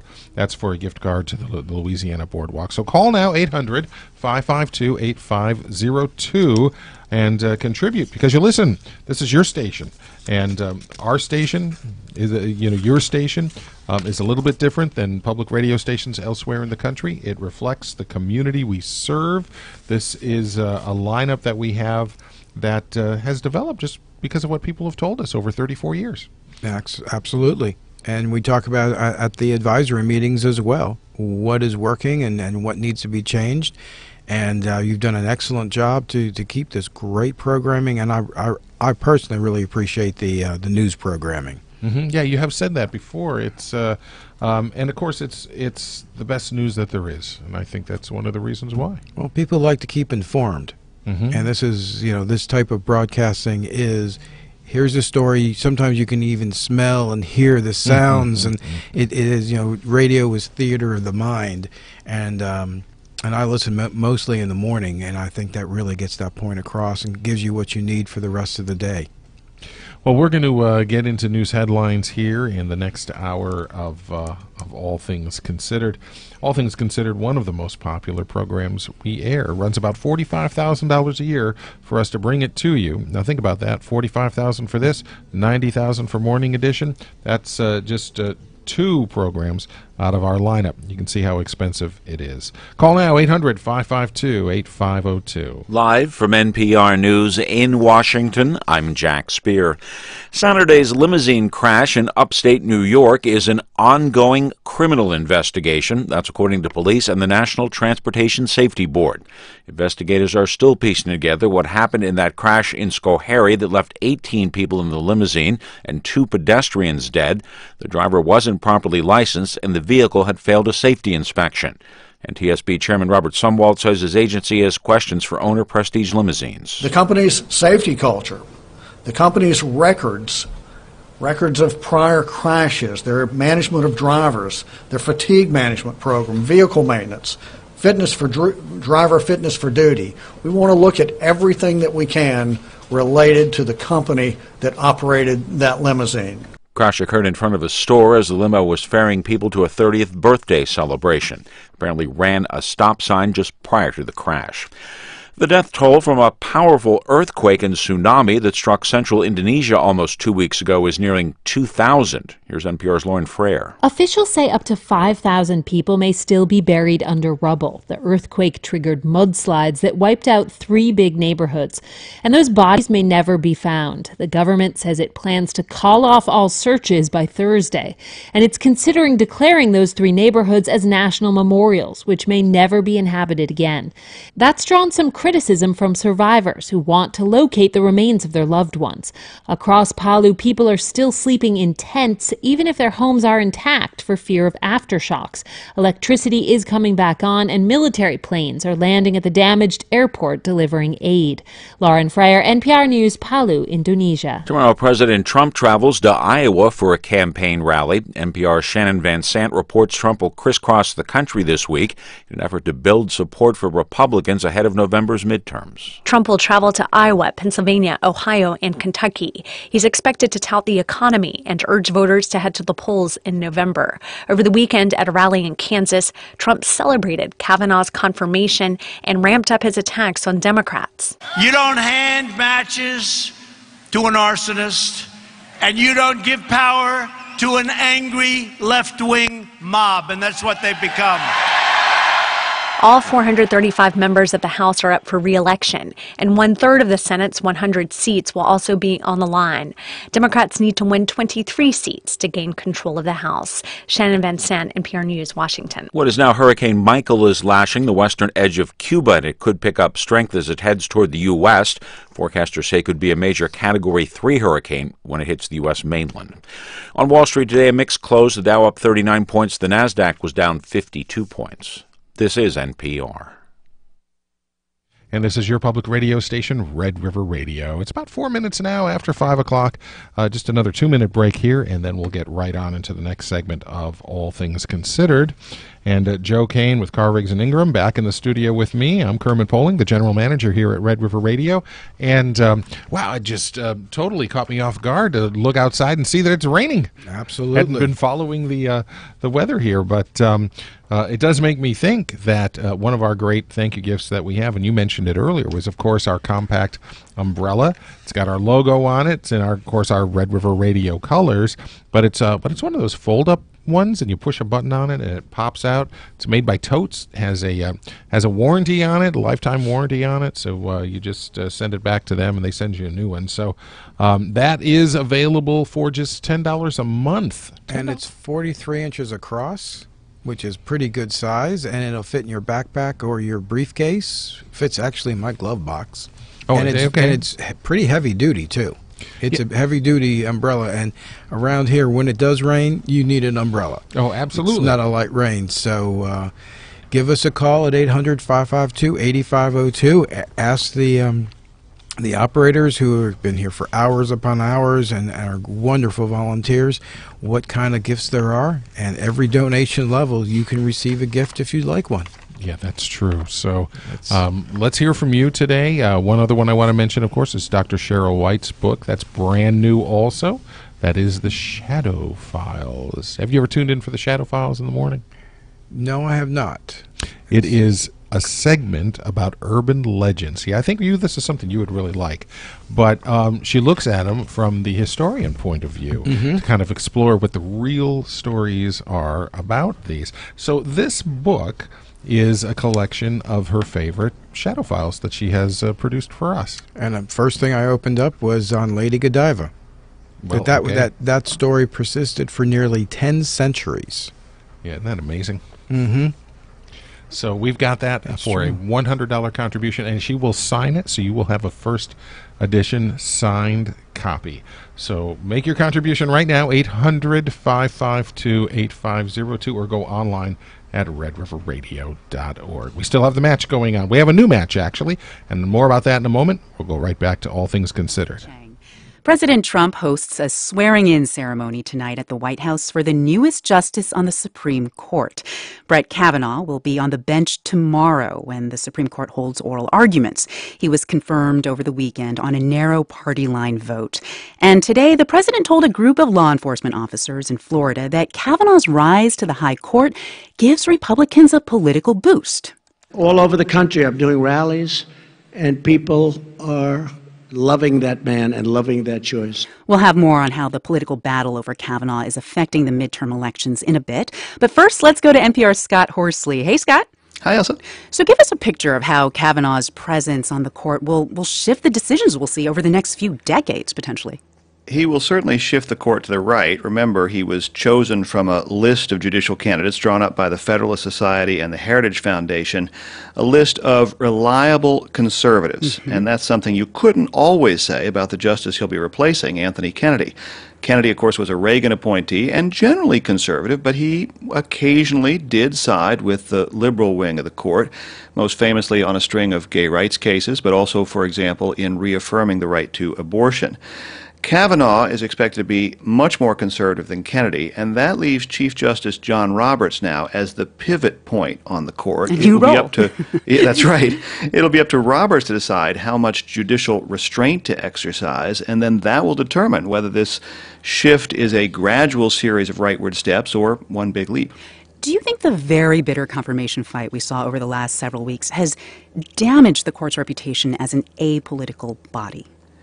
It certainly has the possibility to do that. Now we're going to have 5 conservative justices, all appointed by Republican presidents, 4 liberal justices, all appointed by Democrats. And to the extent their decisions divvy up along those partisan lines, the court runs the risk of being seen as just another political branch of government, staffed by, partisans in robes rather than an impartial body that's somehow above politics. And it certainly doesn't help that Kavanaugh was confirmed by that extremely narrow vote with just 1 Republican and 1 Democrat breaking ranks in the Senate. Also, listen to how President Trump described the campaign against Kavanaugh today. It was a disgraceful situation brought about by people that are evil. And he toughed it out. We all toughed it out together. And I have to thank the Republican senators that fought so hard for this, because it wasn't easy. So you have the president there talking about this in very partisan terms. His press secretary, Sarah Sanders, also tweeted over the weekend that instead of a 6-3 liberal Supreme Court under Hillary Clinton, we now have a 5-4 conservative court under President Trump. That's certainly true enough, but it doesn't exactly sound like neutral referees just calling balls and strikes. Now, Kavanaugh was already quietly sworn in on Saturday, shortly after the Senate confirmed him. So what is the purpose of tonight's ceremony at the White House? This is a chance for the president to remind his supporters who is responsible for this choice. And now, in less than 2 years, Trump has named 2 conservative justices to the Supreme Court, and he's put dozens of conservative judges elsewhere on the federal bench. So that, more than anything, has endeared Donald Trump to social conservatives and evangelicals who otherwise might be skeptical of a thrice-married billionaire from New York City. You can expect to hear more about that judicial track record as Trump campaigns this week in Iowa, Ohio, Kentucky, and Pennsylvania. And by the way, Elsa, Senate Republican leader Mitch McConnell is not done. He has a list of additional judges he wants to confirm before Election Day. It's not over. All right, that's NPR White House correspondent Scott Horsley. Thanks so much, Scott. You're welcome. All right, Kavanaugh now sits on the Supreme Court, but the fight over his confirmation could reshape battle lines ahead of next month's midterm elections. Here with us now to talk about the political contests is Jennifer Duffy. She's a senior editor for the Cook Political Report. Welcome. Hi, thanks for having me. Okay, I want to start with the Senate, where Democrats have a much less favorable map than the one they have for the House. We saw a number of moderate Democrats up for re-election wrestle with a very tough decision on Kavanaugh. How do you think their votes will shift their individual races going forward now? I think in most cases, the way that a lot of these moderate Democrats voted is going to make it harder for Democrats' efforts to take the majority. The one vote that probably helped Democrats was when Joe Manchin of West Virginia voted for Kavanaugh. That probably helped solidify his effort to get reelected. But Heidi Heitkamp of North Dakota, Claire McCaskill of Missouri, those are two more moderate Democrats who voted against Kavanaugh. You think that will hurt their chances come November? Yes. I mean, I think especially Heitkamp in North Dakota was already probably trailing in her race. She is not getting a very good reception at home about her vote against Kavanaugh, so I think it makes it harder for her to get reelected. In Missouri, Claire McCaskill counts on some votes in rural areas to put her over the top. I think that this vote against Kavanaugh will cost her those rural votes. Let's turn to the House now, where Democrats would need to pick up 23 seats to control the chamber. Suburban women were already expected to play a very large role in determining those contests. But how do you think this fallout from Kavanaugh might amplify that? I think a lot of the cake in the House is already baked. Republicans are helped somewhat by new enthusiasm in their base. A lot of the data we've seen shows that Democrats were very committed to this midterm, almost at record levels. So the question Democrats have is, how much more growth do they have in that vote? What is their ceiling, or had they hit it already? So what they're more concerned about is how much this energizes the Republican vote. I mean, obviously, the Supreme Court confirmation is still raw in people's memories now. Kavanaugh was just seated on the court this weekend, more ceremonially today. Could we be overstating the influence of his confirmation this November? Because we're in this moment now. And other issues like healthcare, for instance, could actually come to the forefront come November. I do not think we are overstating the impact. I'm not sure a lot of Democrats appreciate the importance Republicans put on the Supreme Court. I mean, they view it as the last line of defense on a number of issues. You know, Democrats are already so fired up. I think that this has truly angered and frightened a lot of women on many levels. So I think that women are as engaged as they were. I think that they are just a lot angrier about it. Jennifer Duffy is senior editor at the Cook Political Report. Thank you very much. Thank you, Elsa, for having me.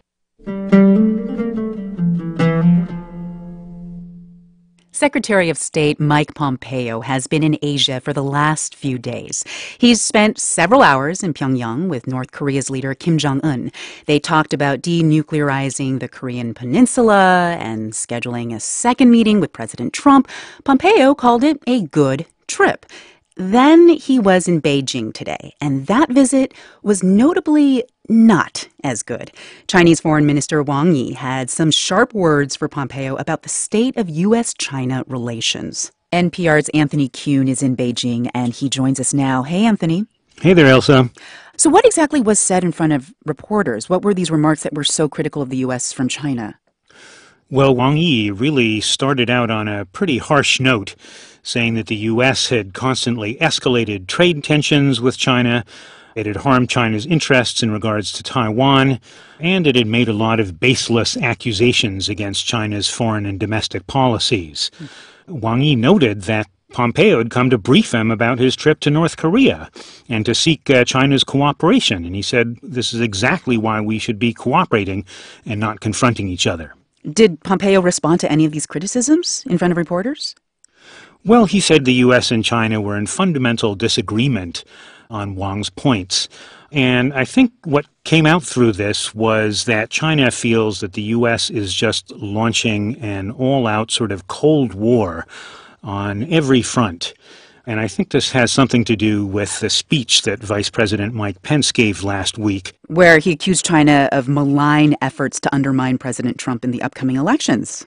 Yeah, that was just one of the things. I mean, really, it was across the board, from stealing American intellectual property to human rights, the treatment of the Uyghur minority in Xinjiang. It was really confrontational and very little talk of cooperation.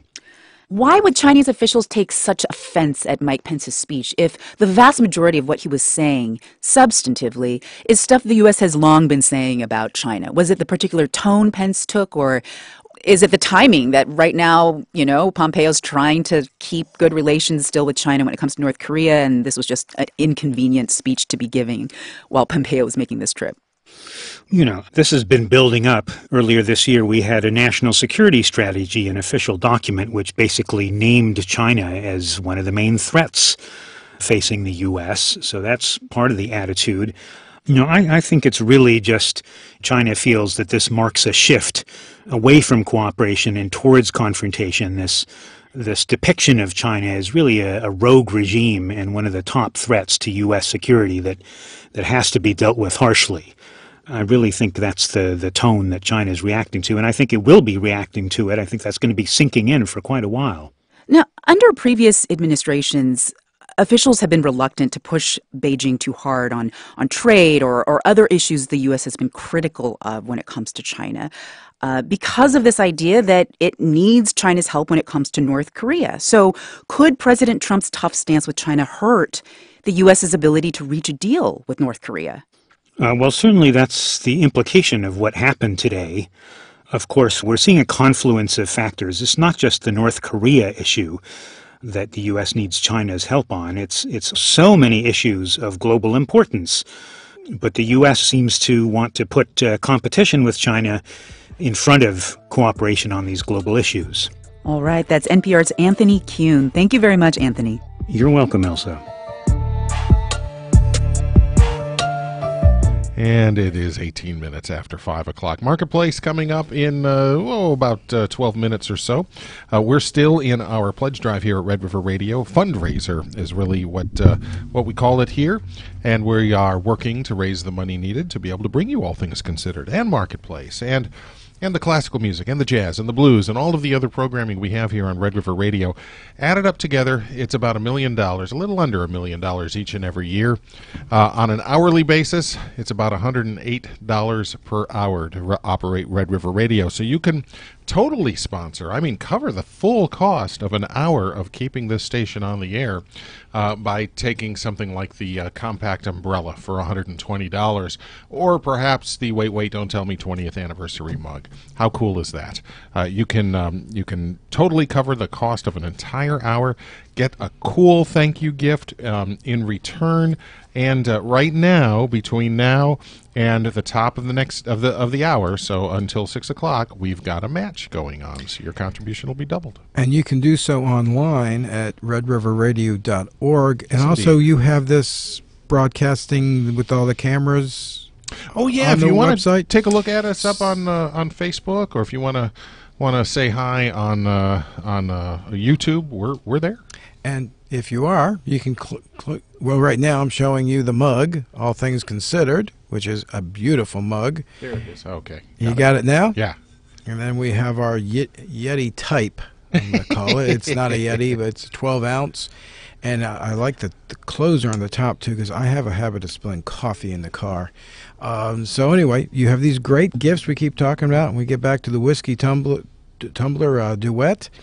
And then, I'm amazed at all the wonderful gifts and really inducements. Thank you for your donation. And here you go. We keep the programming that you enjoy, that we all enjoy, and Getting back to 85% of the funding is local. So thank you for your past support, and let's keep that going, because most organizations this size, they can't say that. No, that's true. It's a lot of outside money that comes in here, and that's why I think the advisory board and our great listeners inform us what you enjoy. And I think if, let's see, if just two of you right now will take a day sponsorship on Red River Radio, then we would cross $45,000. So let's do that here, just in the next 10 minutes. Call now. Let's get over that $45,000. We've been sitting here for a while, and it is definitely time for us to move on up the ladder there, because we've got to pay for the programming here on Red River Radio.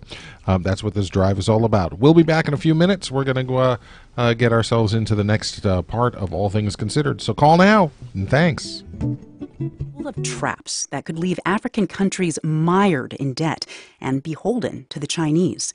NPR's Ada Peralta brings us the story of one big project in Kenya. I start my journey in Nairobi, where the train station is quite easily the most impressive public building in the country. It's modern with ambitious, swooping lines. The train runs from the capital city to the port of Mombasa and represents the biggest infrastructure project since independence for Kenya. It was funded entirely with a $3.2 billion Chinese loan. A Chinese company built it, and the Chinese will operate it for many years to come.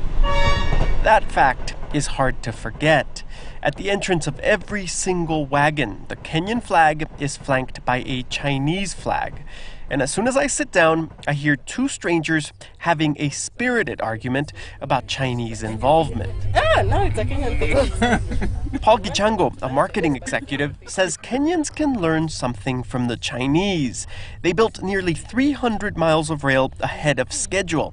He says he would drive past the construction site sometimes, and he saw the Chinese working non-stop. And I would see at 6, I would see a Chinese and some people working at 6, and they are efficiently working. And then late, nearly 7, they are still on the ground working. It's a culture that turned a poor country into an industrial powerhouse, he says, and Kenyans would be wise to pay attention. Let me interrupt first. That's Faith Kidula, a lawyer, interrupting. She says Kenyans do not want Chinese culture. We are not interested in the Chinese culture. We brought these people here for the technology. So they should just bring us the technology. They can just remain with their own culture. Gichango is unconvinced. Kenyans like to talk, he says. They like to take breaks. Chinese are not like that. There's no idle time. That element of idle time is what I admire very much. As he talks, another lady across from him jumps into the conversation. Can you speak the language? No, what I'm saying is... Are you being colonized? No. In case you didn't hear it, she says this guy is colonized. What you don't know is that when I rode this train, Kenyan media had been full of news stories about the railway. They had shown pictures of Kenyans being physically punished by Chinese managers. They revealed that the only time a Kenyan worker had taken control of a locomotive was a year ago, on opening day. They also raised questions about how costly this thing had been and how Kenya may not be able to repay the Chinese. But suddenly, we look out the window at the vastness of Tsavo National Park, and in the distance, we see elephants. Elephants, no? 2 of them, 2, at least 2. Oh, yeah, look at that. And the acrimony over the Chinese and over the spending, it melts. What's happening here in Kenya is happening across the continent. The International Monetary Fund says 40% of sub-Saharan countries are at risk of debt distress. And China is playing a big role. They've handed out billions for projects in places like Ethiopia, Ghana, and Mozambique that no one else would touch. It means Ethiopia got a new rail line to the port of Djibouti, and Ghana has an expressway. But there are also worries. By some estimates, the Chinese loans have bumped up Djibouti's debt to GDP ratio from 50 to 85%. Only between the years of 2014 to 2016. So we're talking about a lot of money owed to China. That's Grant T. Harris, a former Africa advisor to President Obama.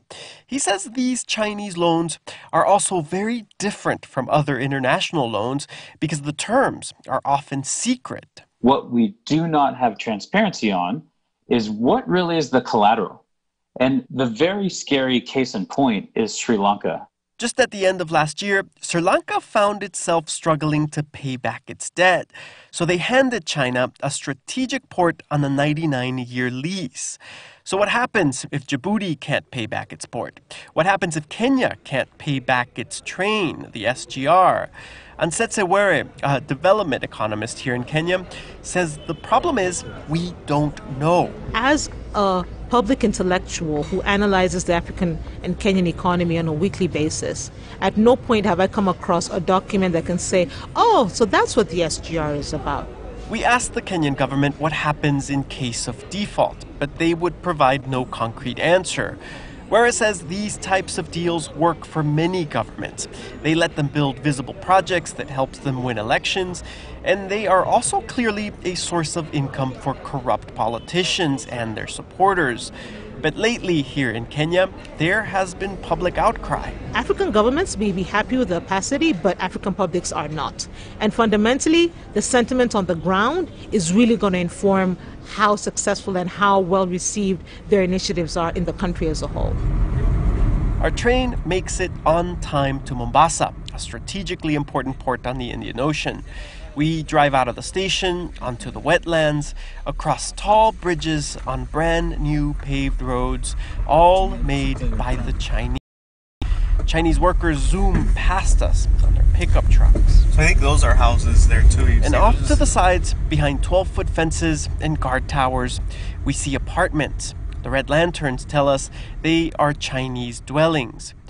We end up at the top of a bluff. Charles Odor is a driver. Like a lot of others here, he thought he'd one day be working on the railroad. But these days, he says he's not even allowed in the gate to try to find work. I ask him if he's ever spoken to one of the Chinese. I've never spoken to him. Never. Wow. Never. 1 year now. He says the Chinese have typecast them. They think that all Kenyans are good for is to clean or to move rocks for construction. I'm feeling very bad because they are in our country, but they don't interrogate with us, tell them what we can do, how we can survive, or how we can know more than what they are doing there. He feels like something that was supposed to bring jobs, that was supposed to bring pride, instead belongs to someone else. Ada Peralta, NPR News, Mombasa.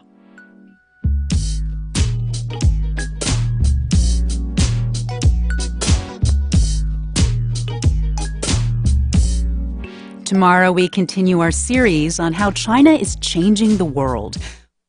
And it's 28 minutes now after 5 o'clock. You can change the world. You can make your world a better place by making a contribution right now to your public radio station. This station is supported primarily through contributions of people like you who care about what they listen to, who care about having great public radio programming right here at home. And they're willing to help out a little bit. That's all we're asking you to do today. Make a contribution at 800-552-8502 or online at redriverradio.org. Joe Kane back in the studio with me here. And we've got about a minute or so, and then we're going to get into Marketplace, which has, again, another program with a huge following. Oh, absolutely. I listen to it every day. It's a great program, and you enjoy it too. So you want to make that call, make that donation. It's the quality programming that the staff brings is just unheard of. So, we probably don't have too much time for me to keep talking. Well, you got about 30 seconds.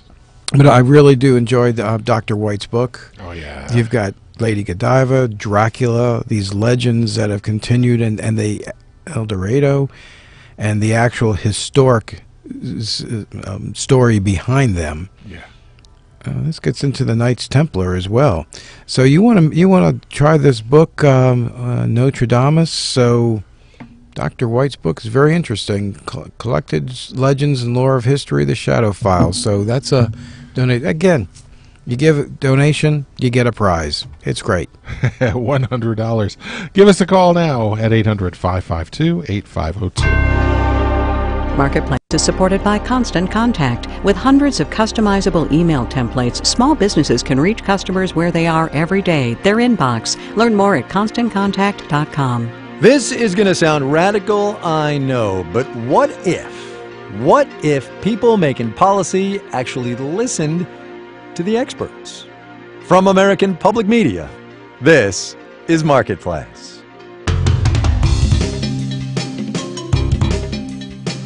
Marketplace is supported by Drexel University. Drexel University's academic model prepares visionary leaders to address the challenges of a changing world.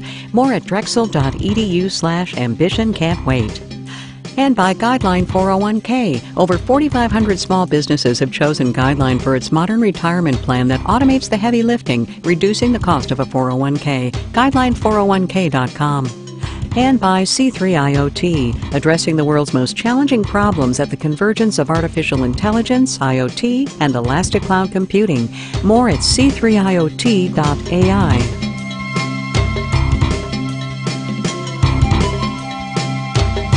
In Los Angeles, I'm Kai Ryssdal. It is Monday today, the 8th of October. Good as always to have you along, everybody. Sometimes, and I know it's rare, but sometimes various threads in the news come together in interesting ways. And today, as you might have guessed, is one of those days. Last night, U.S. time, we got a new report on climate change, and it is bleak. Very bleak. A group called the Intergovernmental Panel on Climate Change, thousands of climate scientists basically, say the Earth's temperature has risen 1 degree Celsius, about 1.8 degrees Fahrenheit if you do the conversion, since the Industrial Revolution. And if we can't keep that global warming below about 3.5 degrees Fahrenheit, oceans could rise an extra 4 inches, grain yields and available drinking water would plummet. It would be bad, as I said. It would also be, the group says, expensive, $8 to $15 trillion. Well, good thing then, and here's the other thread, that the Nobel Prize in Economics was awarded this morning to a guy who has spent his life marrying up environmental science and economics. William Nordhaus of Yale is his name. So, in his honor, Marketplace's Scott Tong gets us going with this what if. What if, ceteris paribus, that is, all other things being equal, what if we could see climate change and its solutions in economic terms? Say you're at a dance of PhDs, and you force all the earth scientists on one wall to dance with all the economists on the other. That's what William Nordhaus has done. He asks, how does economic growth affect pollution and vice versa? USC economist Matthew Kahn. Growth causes greater greenhouse gas emissions, but greater greenhouse gas emissions in turn lower economic growth. For instance, climate change lowers crop yields and raises air conditioning bills. Nordhaus made models for policymakers to find the best approach to climate and economic growth. Not because we're environmentalists, but to continue economic growth and the overall improvement in our overall standard of life. In Bill Nordhaus's world, the optimal answer is a fee or a tax on polluters based on the damage they do. This is largely accepted in climate talks. So he changed the debate. To economist Michael Greenstone at the University of Chicago, it's now less about right and wrong and more about math. Without Bill's incredible work, climate change really could have become very firmly a moral issue instead of an issue that reflects trade-offs. And the problem with moral issues is that my morals aren't your morals. But like any good academic, Nordhaus gets into fights. He thinks the world can handle a 5-degree Fahrenheit rise, which is much higher than many others.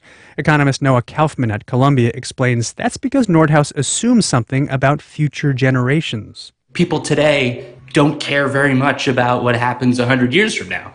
And I think that's where there's a big disconnect between Nordhaus's model and the way that a lot of people who work on climate change see the issue. This gets in the weeds of, quote, discounting the future, but it means a climate debate on an economist's terms.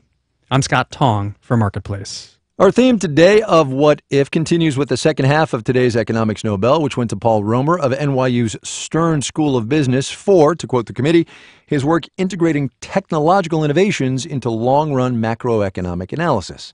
So, what if, once again, the people making the policy took Romer's work into account? Marketplace's Sabri Benishore has that one. Paul Romer's big breakthrough was this. He took models of economic growth and added a missing magic ingredient. Paul Romer put the production of ideas at the center stage of economic growth. Ideas. Scott Stern teaches at MIT. Ideas are special. They're different from a lot of other goods because they don't get used up. Either I eat an apple or you eat the apple, but we can all use calculus. So sharing ideas, like the technology behind the internet, creates growth, but ideas also need to be protected, at least a little, to reward people for coming up with them. So you have things like patents on new drugs, for example. Romer put all of this together in a concrete model with a major implication. Chad Jones is a former colleague of Romer's and a professor at Stanford. Economic growth is the result of these innovative efforts by entrepreneurs and scientists and researchers. And so anything that influences their effort can therefore affect our living standards in the long run. Governments have the power to promote or discourage innovation through policy. Joshua Gans is a professor at the University of Toronto. He's known Romer for 30 years. Paul Romer's work helped make the case for promoting science and innovation in ways that had not previously been possible. And yet, maybe that message hasn't totally sunk in. Here's Romer at a news conference this morning. I've been really disappointed that we just haven't had the kind of political environment where we could think about, speeding up technological progress. The U.S. government's share of all basic research funding in the U.S. is the lowest it's been since World War II. In New York, I'm Sabri Benishore for Marketplace. A quick plug here for our interview with Paul Romer from a couple of years ago after he'd written a paper that said basically macroeconomists have been doing it all wrong. It's at marketplace.org. The link you need is mentioned on air. And yes, I know it's not technically the Nobel Prize in economics. Don't at me. Wall Street today, pretty good amount of bouncing around, actually. We'll have the details when we do the numbers.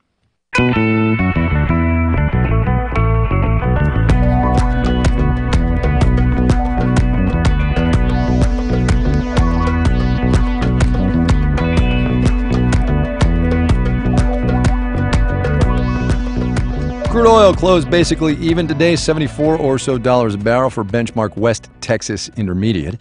And given the way the oil market's gone for the past 5 years, the industry is going to take that. Oil and gas out in Kansas is mostly small independent producers. So even small changes in that price can have big economic impacts. And when the price crashed a couple of years ago, if you remember that, a lot of companies just stopped drilling and shut things down. But as Brian Grimmett of the Kansas News Service reports, oil on the rise has producers nervously starting to turn the pumps back on, which is affecting the rest of that state's economy. And getting everything clean. On a wet, misty morning in a field in western Kansas, 3 guys are working in a mix of mud and oil to pull pipe from a well with some broken parts. Tom Casey asks one of the workers, Luis Fernandez, for an update. So what are you guys going to do here? Well, we're running on the tubing anchor and tubing. We didn't find a casing leak. They thought it. Maintenance work like this is among the signs that the Kansas oil and gas industry is beginning to awake from its nearly 4-year-long slumber. This crew works for Express Well Service that repairs oil and gas wells. They're slowly helping to restart an industry still anxious about recent losses. The company has a growing list of service requests. Tom Casey is a supervisor at Express. Just thankful that we made it through that. Count our blessings every day that we're still here. When profits tanked in 2015, oil companies turned off the pumps at many of their wells. That also dried up all the work for companies that service those wells. But that's changing. Casey says Express has so much work now, there's a growing backlog.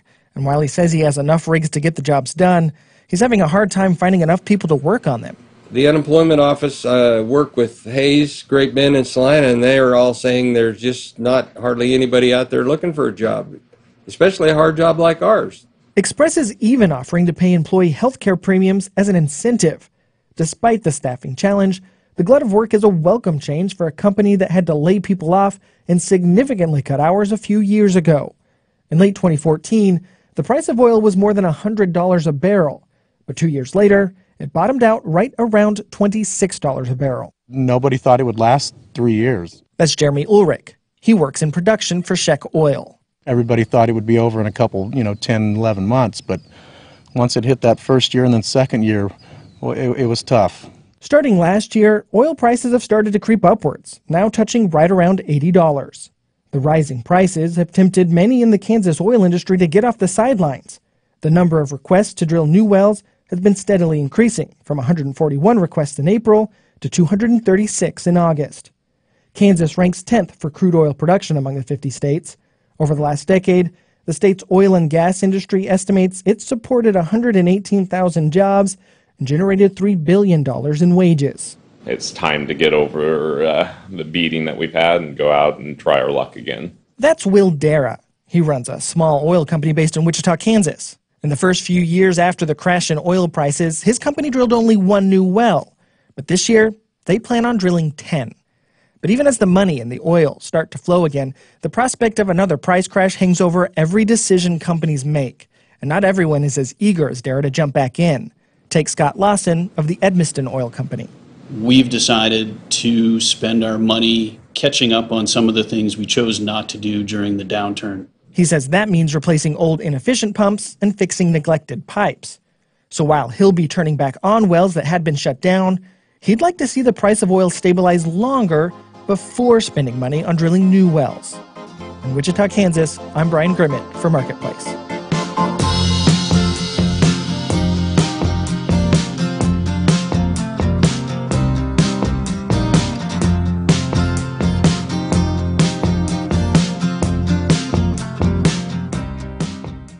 And it's about 19 minutes before 6 o'clock. We'll be getting back into Marketplace momentarily here, but we're just going to take just a brief time here to remind you that this is your public radio station.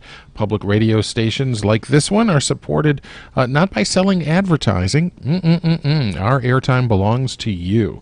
We ask you directly just a few times out of the year for your direct financial support. It's a tax-deductible contribution. We're a 501c3 organization, and we appreciate every contribution that comes our way. So call now, 800-552-8502. Before we thank some folks, I want to thank Terry and Bodacious Barbecue because they have provided dinner tonight for all the volunteers who help out during these drives. So Bodacious Barbecue, all right, thank you very much for your support of Red River Radio. And Joe Kane back in the studio. Hey. Hey, and you bring up a great point. There's nothing worse than listening to a program and all of a sudden they cut for commercials for 5 minutes. Yeah. And you lose the rhythm, and the commercials are annoying sometimes. And you're going, okay, I already know this. Can I hear the broadcasting?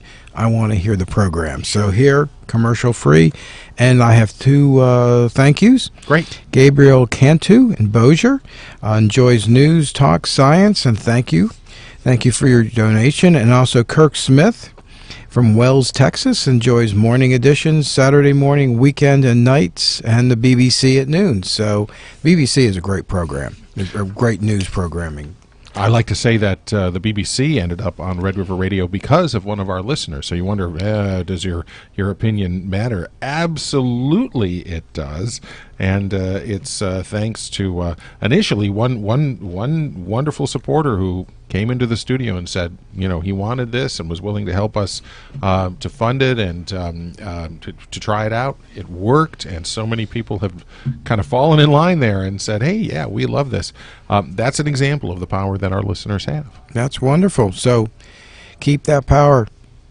How it sounds like, wasn't there a song about the power, people into power? Yes, it was Patti Smith, people into power. So use your power and keep the broadcasting running and make that donation. All right, there you go. We're going to get back into Marketplace. Call now, 800-552-8502. A reminder, we've got a match going on, and we are just $90 away from $45,000. Customers, and that's not something we want to do because it is still mid-price point. So we are confident we'll be able to weather it, but it definitely has us making some tough decisions. This series only works when you tell us about you. So please take a minute, tell us how your economy is doing. There's a place you can do that at marketplace.org.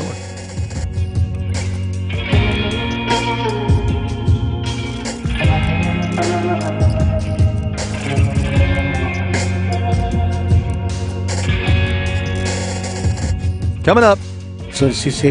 Had we known it was related to radioactive stuff, we would have never done it. It is tough being an intern in Japan, let me tell you. But first, let's do the numbers. All right, here you go. Dow Industrial's up 39 today, a 10%, closed at 26,486. NASDAQ gave up 52 points, 0.6%, 77.35. The S&P 500 basically flat, 28.84. Tech took a fall. Microsoft down 1.1%, Apple down 0.2%. Utilities got a little bit to the good today. Duke Energy revived 0.9%. Consolidated Edison, Con Edison from back when I was a kid, rallied 0.4% today. Bond markets were closed for the Columbus Day holiday. The yield on the 10-year Treasury note stands at 3.23%. You're listening to Marketplace. Marketplace is supported by Progressive Insurance, protecting commercial vehicles and offering ways to protect small businesses from financial loss and liability. More at progressivecommercial.com. And by HackerOne, empowering organizations to build a safer internet by partnering with trusted hackers to reduce the risk of a cybersecurity incident across thousands of websites, apps, and APIs. Learn more at HackerOne.com. And by Personal Capital, helping over 1 million people plan for retirement with their online financial tools. You can download the Personal Capital app to link and see all your accounts in one place. Get to know your money.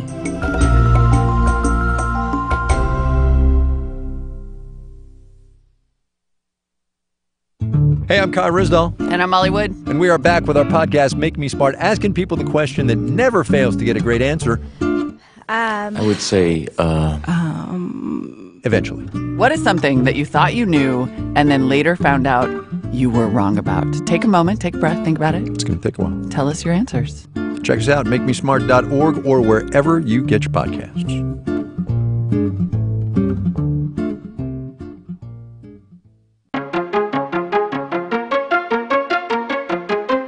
Marketplace wants to know, what have you always wondered? We get to the bottom of your economic queries, whether it's how coupons actually work or who writes the tax code. No question is too big or small. Ask your question at marketplace.org/wonder. You might just hear it answered on the air in our series, I've Always Wondered.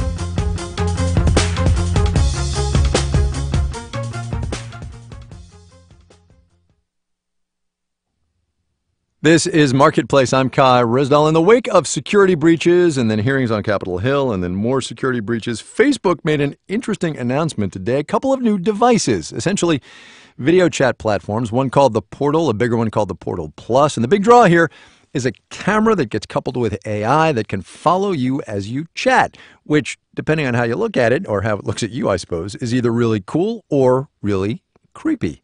Molly Wood is the host of Marketplace Tech. She is our go-to on tech questions like this. Hey, Molly. Hey, Kai. So who wants this, do you think? Who are they thinking about? I mean, in a world where Facebook does not have the trust crisis that it has, this is really smart. I mean, this is a device that lets people have these really direct personal connections, in fact, more private than posting on Facebook. Yes. You could imagine if you were part of a Facebook group, like a book group, right? Or a little family group, that you could have a really nice video chat together. And then you have so many connections on Facebook that the idea to be able to easily connect with them and do this video chat would be great. We're still waiting for this in some ways.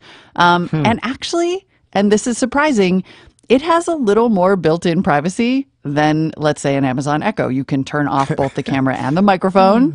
Facebook says this totally cuts the connection to the mothership, and it's worth noting, Bloomberg pointed out that when Amazon announced over 70 new devices and services last month, it didn't mention privacy once. Okay, yes, and point taken. However, comma, this is Facebook, and we are in a world where Facebook has the trust crisis that it has, right? I have been operating a very informal survey on, ironically, Facebook-owned Instagram. 98% of respondents would not buy this, and it's more like 50-50 for a Google Home and an Amazon Echo. It's a really surprising announcement to make, for example, right after a hack, right after announcing that 50 million accounts were compromised. And a Pew Research Center survey from before that hack news said 74% of people were reducing their use or deleting the Facebook app or changing their privacy settings. I mean, you have to trust a company a lot before you let it put a camera in your house. That's what I'm saying. And it's a very confident assertion by Facebook, I think, that maybe people aren't worried about their privacy at all. Which may well be the case, right, as we have talked about. Let me ask you a different but related question. It's kind of business model-ish, and it goes like this. Hardware is not Facebook's core competency.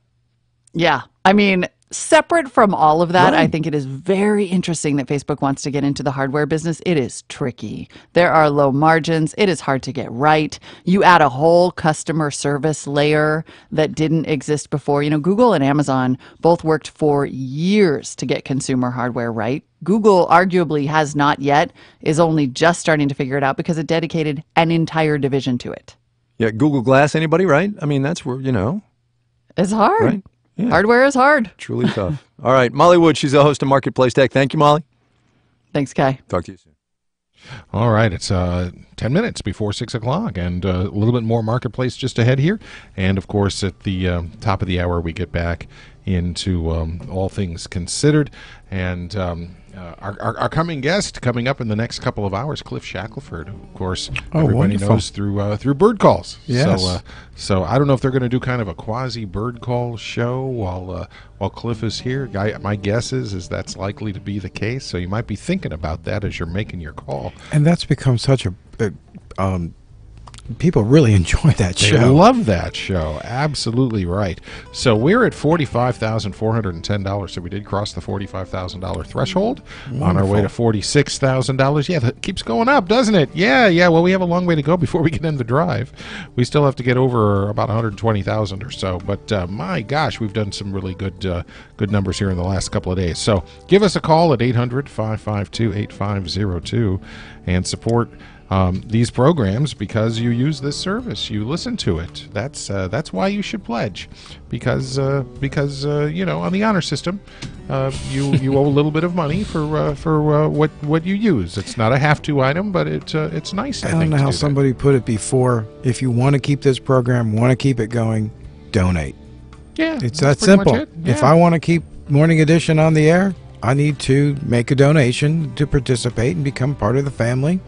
And everyone likes to feel part of something. You're part of Red River Radio when you donate. That's true. A lot of great people who care about this station and make it happen.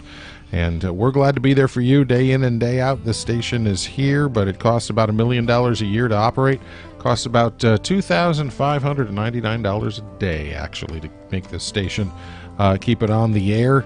That breaks down to about $108.33 per hour, so you can cover an hour quite easily with a $150 day sponsorship to Red River Radio. You get the message of your choice read over the air multiple times on that day, a minimum of 5 times. A great way to do a shout out to someone you care about, or to help a nonprofit organization that has an event coming out. Just give us a call, 800-552-8502. So, Joe, we don't have a lot of time this time around, but I want to thank you again, as always, for coming in and being on the air. Well, thank you and the staff for all your hard work. It's the least we can do on the advisory board, and this is some great programming, and we want to maintain it. Call now, 800-552-8502.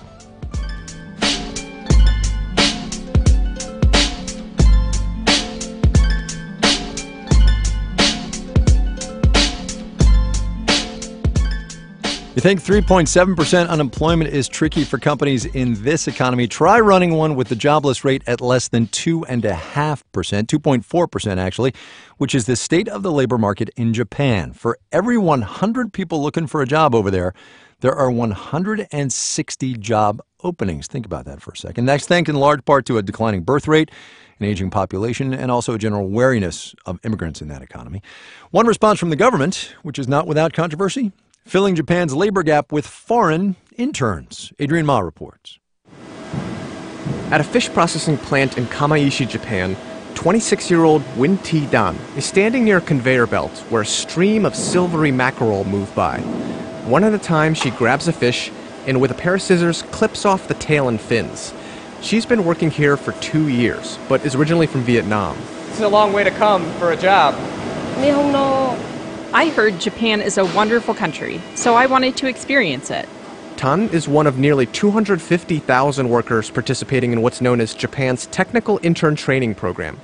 Officially, its purpose is to bring folks from neighboring countries and teach them skills they can apply when they return home after a few years. Yasuyuki Tsuda owns the fish plant. He says business is good, but Japanese workers are hard to find. So he hired interns. He says they're about 10% of his factory staff. They not only fill the labor shortage, but they're very young, so they're energetic. The intern program started in the 90s, and today, more than 35,000 businesses use it. Even though it's billed as technical training, many say it's really a thinly veiled effort to fill jobs in a country where talk of immigration is political dynamite. It's a warped way of trying to get laborers to come to Japan. Ippei Tori runs a nonprofit in Tokyo called the Solidarity Network with Migrants Japan. He says a lack of oversight has allowed the program to devolve into a kind of indentured servitude. Every few days, he says his office gets calls from interns complaining of wage theft, harsh conditions, or even physical abuse from employers. He says it's not just a few bad apples. The system itself is structurally wrong. And there's some data to support that view. In 2016, the government investigated more than 1,000 companies that host interns and found nearly 3/4 of them in violation of some labor or safety law. Kazuyuki Kimbara is with a government agency set up last year to regulate the program. My impression is that those who are critical of the program, they tend to exaggerate the problems. He says serious violations are rare, and nobody is forcing people to come. Indeed, many interns willingly pay a small fortune to brokers in their home country just to get a spot. Win Ba Kong, who came from Vietnam a couple years ago, says he paid roughly $8,000 US for a chance to make good money in concrete construction. But soon, he says he and other interns were tasked with doing radiation cleanup at sites affected by the 2011 meltdown at the Fukushima nuclear plant. At the time, he says his employer never explained to them what they were doing. Had we known it was related to radioactive stuff, we would have never done it. Kong has since left that job and is staying at a shelter for displaced interns. Despite his troubles, he says he wants a new internship and does not think the program should be shut down. Neither does the Japanese government. Right now, lawmakers are considering doubling the length of time interns can stay, from 5 years to 10.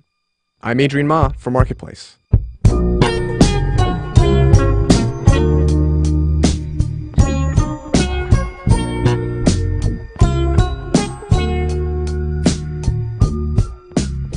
This final note on the way out today, courtesy of the Wall Street Journal. The paper pointed out this morning some of the perks that Nobel Prize winners get. There is the cash, of course, a hair over $1 million this year, split however many ways the prize is split.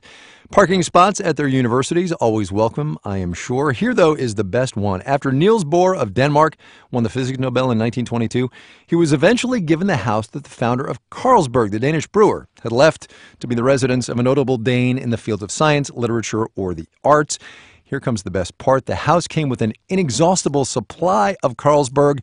It's a Pilsner, but I'll allow it.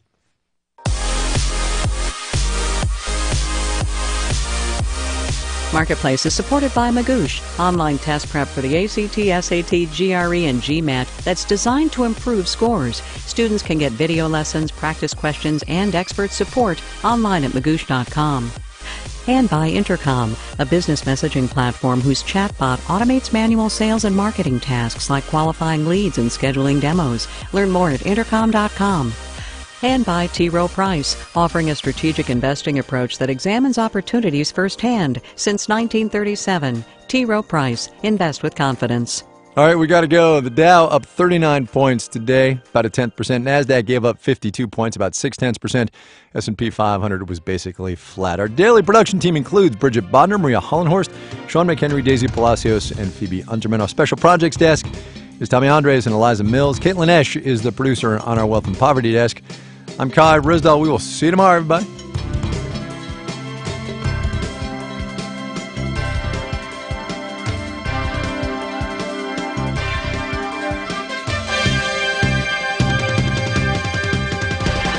This is APM. And we need for you to call right now. 1-800-552-8502 is the number to call. And that way you're supporting Marketplace, all the news and everything else about Red River Radio. Every little bit counts, and whatever you can afford is great for us. Again, the number to call, 1-800-552-8502, and you can also go online if you wish and not make a phone call, but go online and support us there, and that web address is www.redriverradio, all one word, .org.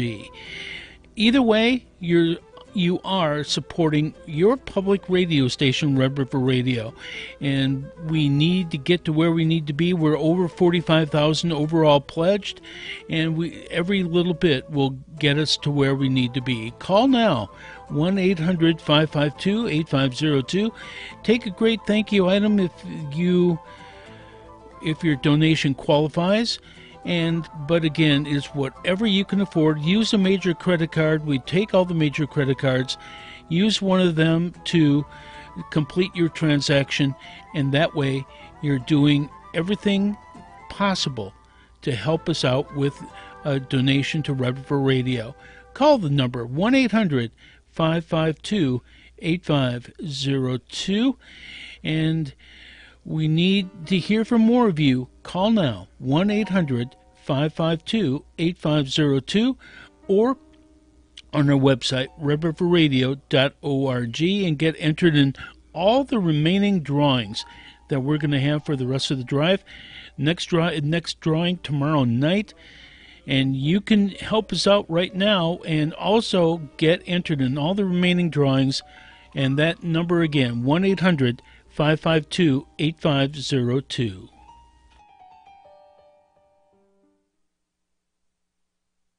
Continuing to take risks. We can play the most avant-garde, most dissonant, most difficult, most complex music in the world, and people still come and lap it up. Now news.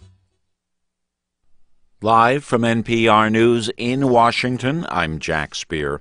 President Donald Trump spent time today talking with his Deputy Attorney General Rod Rosenstein, and at least for the moment, it appears the president does not intend to fire him. Rosenstein's tenure at the Justice Department has been viewed as somewhat tenuous since remarks he is supposed to have made about secretly recording the president or invoking constitutional powers to have Trump removed from office. But the president getting off Marine One this afternoon told reporters it's status quo for now. I'm not making any changes. You'd be the first to know. I'm not making any changes. Rosenstein, who oversees Special Counsel Robert Mueller's Russia probe, has denied the reports. He and Trump spoke aboard Air Force One earlier today en route to Florida for a speech to police chiefs. Pop star Taylor Swift is adding her voice to the political dialogue. In an Instagram post, Swift says she cannot support Marsha Blackburn, a Republican congresswoman running for U.S. Senate from Tennessee. Instead, Swift says she'll vote for Democrats. NPR's Shannon Van Sant reports. Swift is urging her fellow millennials to vote and said she would be casting a ballot for candidates who fight for human rights and support LGBTQ, racial, and gender equality. Blake Kitterman of the Tennessee Young Democrats says Swift could have a big influence on getting young people, who are now young voters with jobs, student loans, and mortgages, to see themselves as part of the political process. Whereas before we never thought that we could make an impact, now we have no choice but to exhaust all options to try to make an impact. The Tennessee Young Republicans say Swift won't sway many young voters, but do hope more cast ballots in November. Shannon Van Sant, NPR News. Florida's Panhandle is bracing for the impact of Hurricane Michael, which became a Category 1 storm today. Shelters will begin opening tomorrow. Ryan Daly reports Tallahassee's Mayor Andrew Gillum is urging precaution. Tallahassee Mayor Andrew Gillum says North Florida has been battle-tested through 2 major hurricanes in recent years, including Irma in 2017. But he says the state's Panhandle region should brace itself for an even stronger storm with Michael.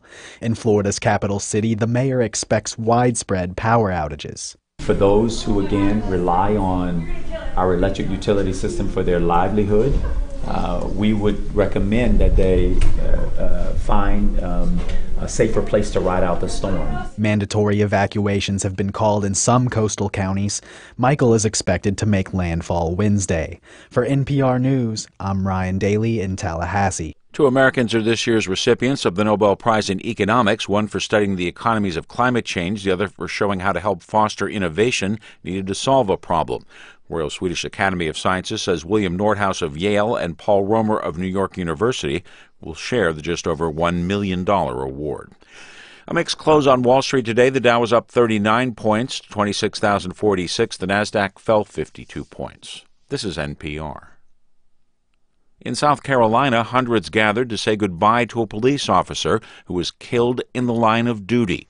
He was one of 7 ambushed and shot when trying to conduct an investigation and possible issue a search warrant. From South Carolina Public Radio, Felicia Edie has more. Family, friends, and a very large law enforcement community remembered Sergeant Terrence Carraway as a great family man, a mentor to kids in the community, and a dedicated officer. From the Fraternal Order of Police, Terry Gainey. Last Wednesday, many of you got to know my friend, Terrence Carraway. You met him through the media. Somebody called him a hero for what he did. He was, but more important, he was a hero long before last Wednesday. Caraway was killed on October 3rd when he and 3 other Florence City officers tried to rescue 4 county deputies who were ambushed in a neighborhood. 4 officers are still hospitalized. For NPR News, I'm Felicia Edie. A new United Nations report out today says cutting the global temperature by just a degree could mean the difference between life and death for many people and ecosystems.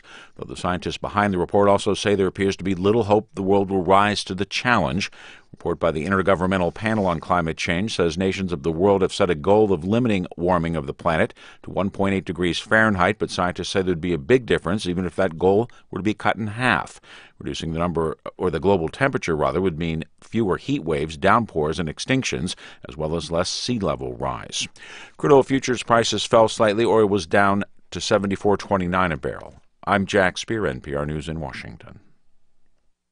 Support for NPR comes from the Alliance for Lifetime Income, a nonprofit composed of financial services organizations working to educate Americans about options for securing protected lifetime income in retirement. More at allianceforlifetimeincome.org. Just a real quick reminder that you need to call right now, 1-800-552-8502, and support your favorite public radio station, Red River Radio, with a contribution. Every little bit helps. Whatever you can afford is great for us. Call the number 1-800-552-8502. Phone volunteers will help you every step of the way. This is All Things Considered from NPR News. I'm Elsa Chang. A new climate report commissioned by the United Nations paints a pretty dire picture for the year 2040. High food shortages, wildfires, droughts, rising sea levels, poverty, and massive destruction to coral reefs. Previous research predicted these effects if the Earth warms by 2 degrees Celsius. But this report finds the consequences could actually come much sooner when the Earth warms by 1.5 degrees Celsius, which is on track to happen in just about 20 years. The UN included data from over 6,000 scientific studies, and one of those studies came from the nonprofit think tank Climate Interactive, where Andrew Jones is the co-founder. Welcome. Thank you. Thank you, Elsa. So let me just make this clear. This report is predicting really the same consequences of climate change that previous reports have been predicting, but this report says these consequences will happen sooner. Yeah, that's the basic idea. And when I read it for the first time, I was struck with the urgency, and they really laid out with such precision the here and now element of this problem. It's not do it for the grandkids. So many of these effects that you just mentioned hit around 2040. Elsa, I think you and I plan to be here around 2040. I certainly do. Yeah. So this is the kind of here and now impacts that the scientists were writing about.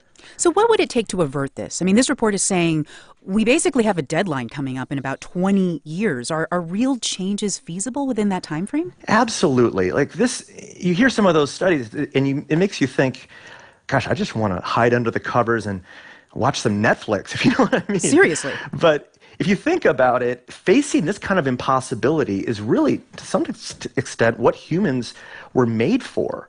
And the report lays out really well if we are willing to take on the kind of efforts that we've had in the past. And humans have done it, Elsa. Ending World War II, flying to the moon, rebuilding Europe after the plague took out a third of us. That's exactly what I was going to point out. You wrote an op-ed in the New York Times the other day in which you compared this seemingly insurmountable task of confronting climate change to things like winning World War II or achieving civil rights. But was that supposed to be reassuring? Because you do make the challenge seem awfully daunting.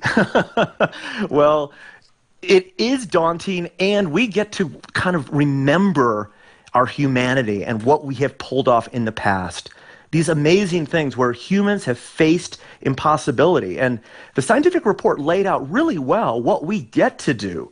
And it's no silver bullet. It is this mix of clean energy and wind and solar and pricing carbon and energy efficiency and walkable, bikeable communities, plant-based diets. It's that kind of all across the board, no silver bullet, but silver buckshot. All of these actions together. So this is the big, challenging end World War II task in front of us. I think we're up to it. And the report says if we did it all, we could technically reach that goal of limiting warming to 1.5 degrees C. But that raises the question of political will. As you say, this requires buckshot in all different directions, but President Trump has withdrawn the U.S. from the Paris Accord.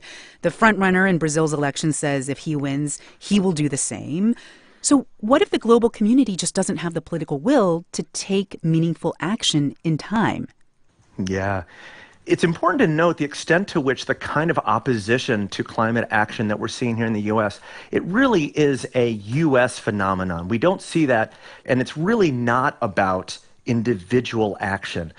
But it would take collective action, writing senators, voting, running for office. That's what it's going to take, is that kind of collective societal pulling together.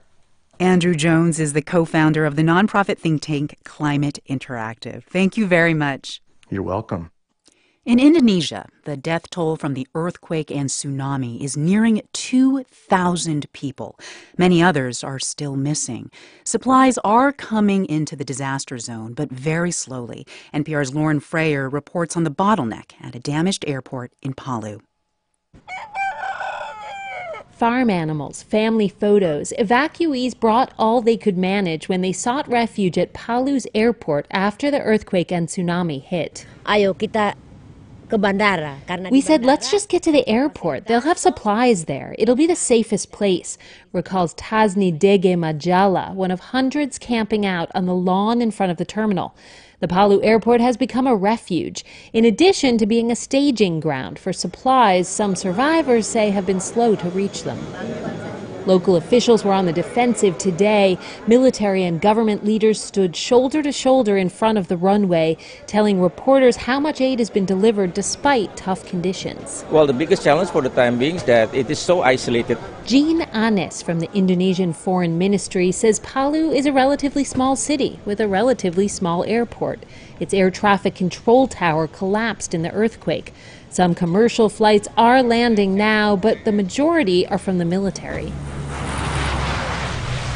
Looking into the back hatch of a C-130 transport plane that has just landed on the runway at Palu Airport, soldiers are quickly unloading huge piles of steel beams, it looks like crates of water, and shuttling them onto trucks on the runway.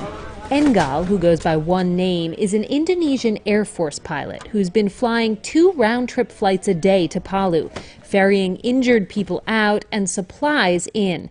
He says landing planes here is no simple task.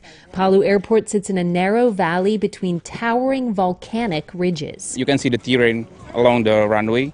We're surrounded by mountains. Yep, mountainous area. It makes it difficult to land your plane? A little. Yeah? It's windy here. Yep. That's a factor for you? Yeah. It's not a calm wind for us.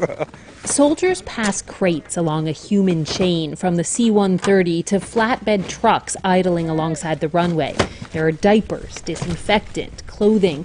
The trucks don't have to go far to find needy people camped out on the airport grounds.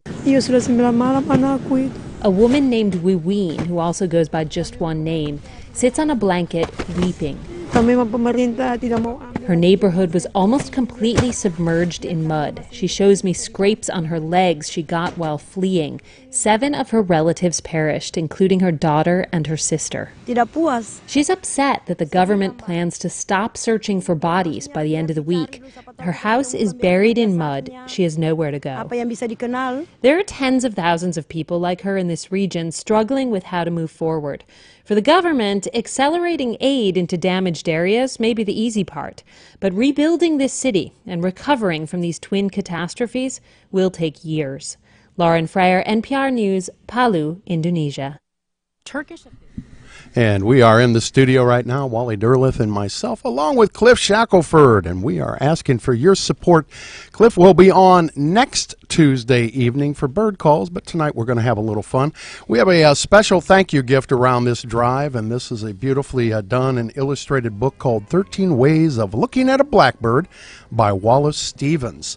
And it's got artwork in it, all drawn up by an artist and with poetry as well.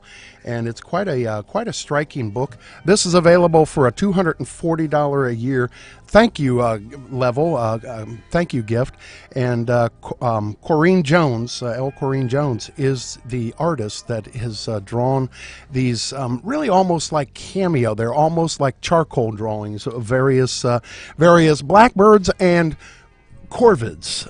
Yep, and Corinne lives in the Red River Radio listening area.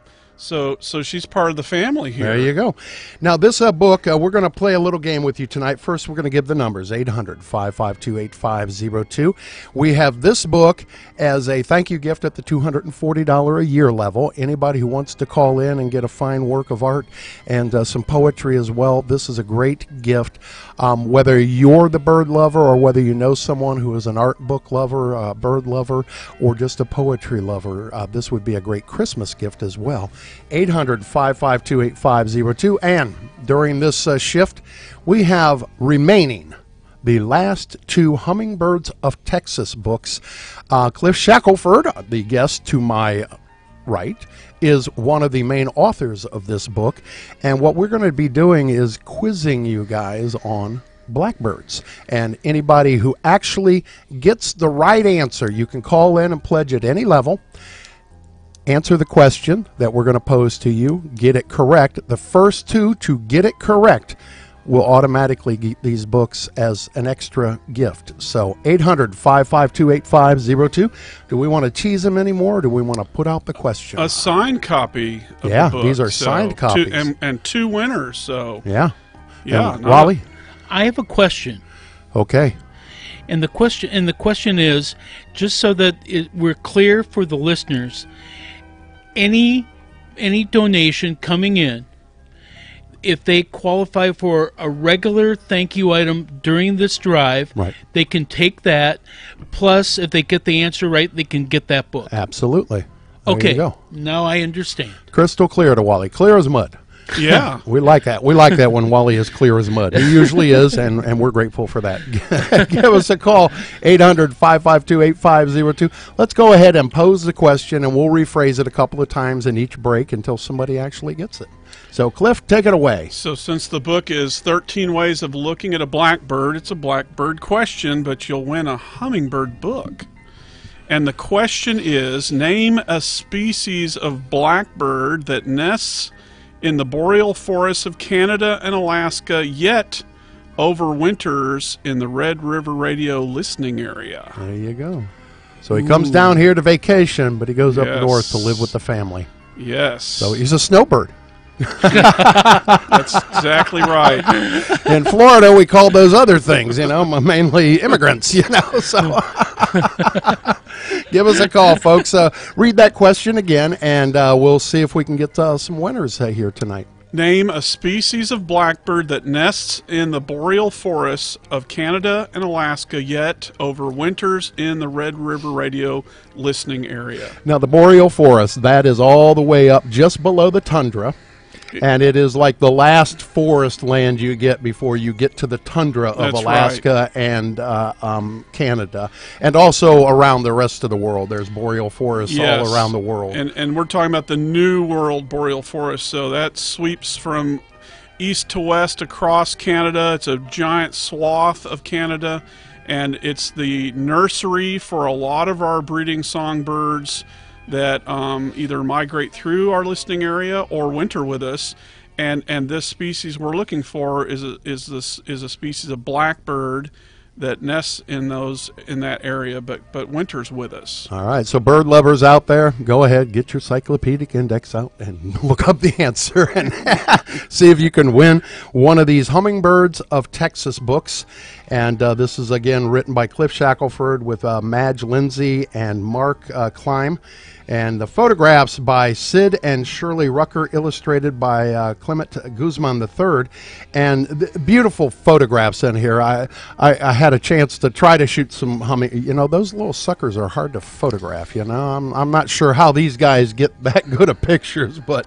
Yeah, the married couple that took all of our pictures, they took over 10 years to get all those photos in the book. There are a little over 100 photos in the book. It took them over 10 years of their life to do that. I can imagine, because you can shoot 100 photos of the same hummingbird and he's not going to sit still for any That's one right, of them. You know? that's right. Hummingbirds are not noted as sitting still birds. Mhm. Yeah, they like to move a lot.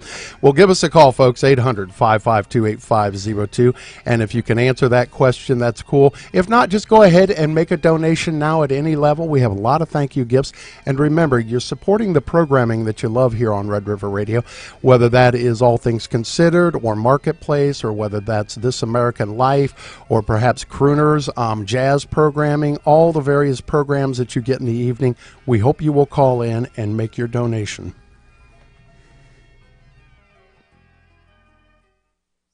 Designed to connect people from anywhere in the world on any device. Learn more at gotomeeting.com.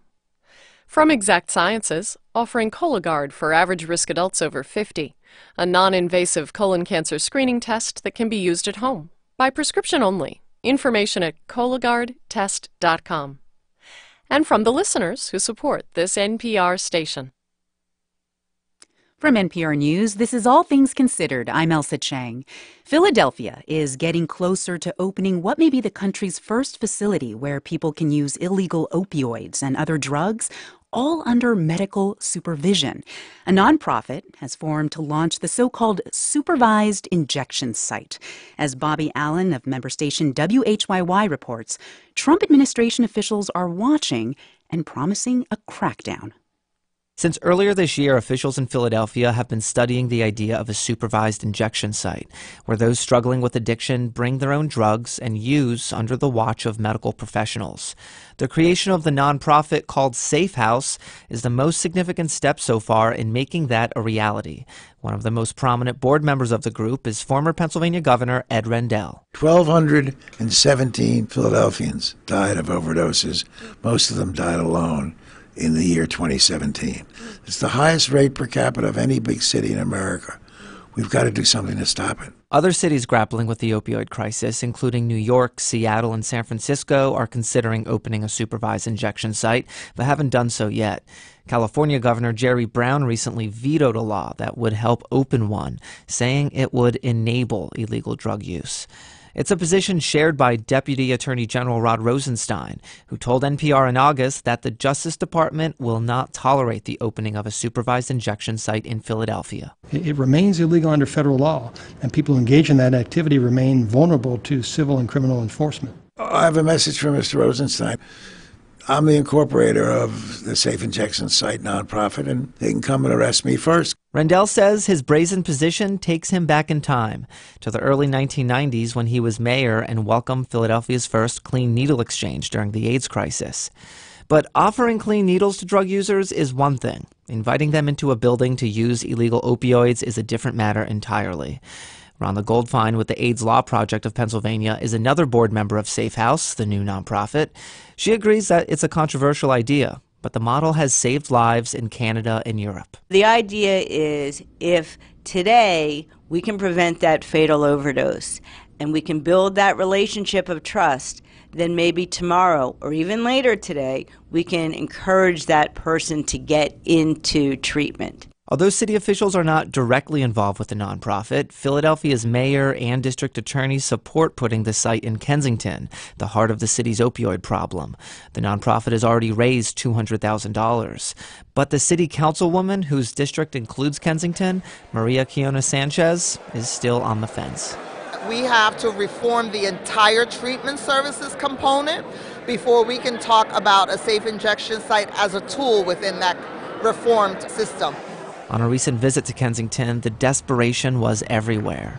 Syringes and drug bags strewn across sidewalks and train platforms, people nodding off in front of homes, next to delis, leaning against parked cars. This is how 42-year-old Ray describes it. We're using just his first name because he uses illegal opioids. It's like being at ground zero of zombie land, man. It's crazy. Ray's wearing a pink shirt and shorts and has a Phillies baseball cap on backwards. He says he'd go to the supervised injection site because right now he uses next door step in an alleyway, backyard, anywhere. Safe House officials won't say yet when they hope to open their doors, but one thing is clear. They say if getting people like Ray off the streets and into a medical facility means defying the Trump administration, So be it. For NPR News, I'm Bobby Allen in Philadelphia. It's time now for All Tech Considered. This month, we're looking at our bodies the way technology sees them. Here in the U.S., we're gradually getting used to facial recognition technology. It's in our phones, in some airport security systems, on social media. But how good and how secure is this technology? To answer some of those basic questions, we're joined by Alice O'Toole. She's a facial recognition expert at the University of Texas at Dallas. Welcome. Thank you. Now, I feel like I'm seeing facial recognition pop up a lot more recently, not just on smartphones, but in airport security systems, for example. Law enforcement has also experimented with it. Was there some sort of technological breakthrough that allowed wider use of this software? Yes, there has been a breakthrough. In the last 5 years or so, there's been a new algorithm, and it's modeled after the human visual system, whereas older technology would do really quite well with well-controlled facial images, so when the illumination is good and the viewpoint is frontal.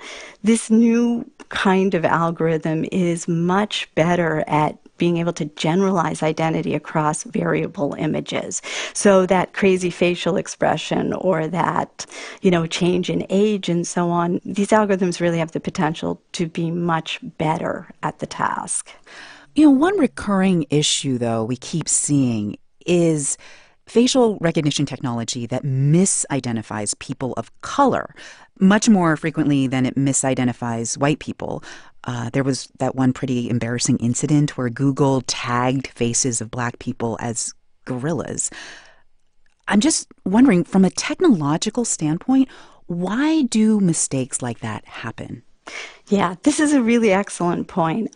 The current algorithms learn by example. And examples are basically many, many images of a particular person and an accurate label.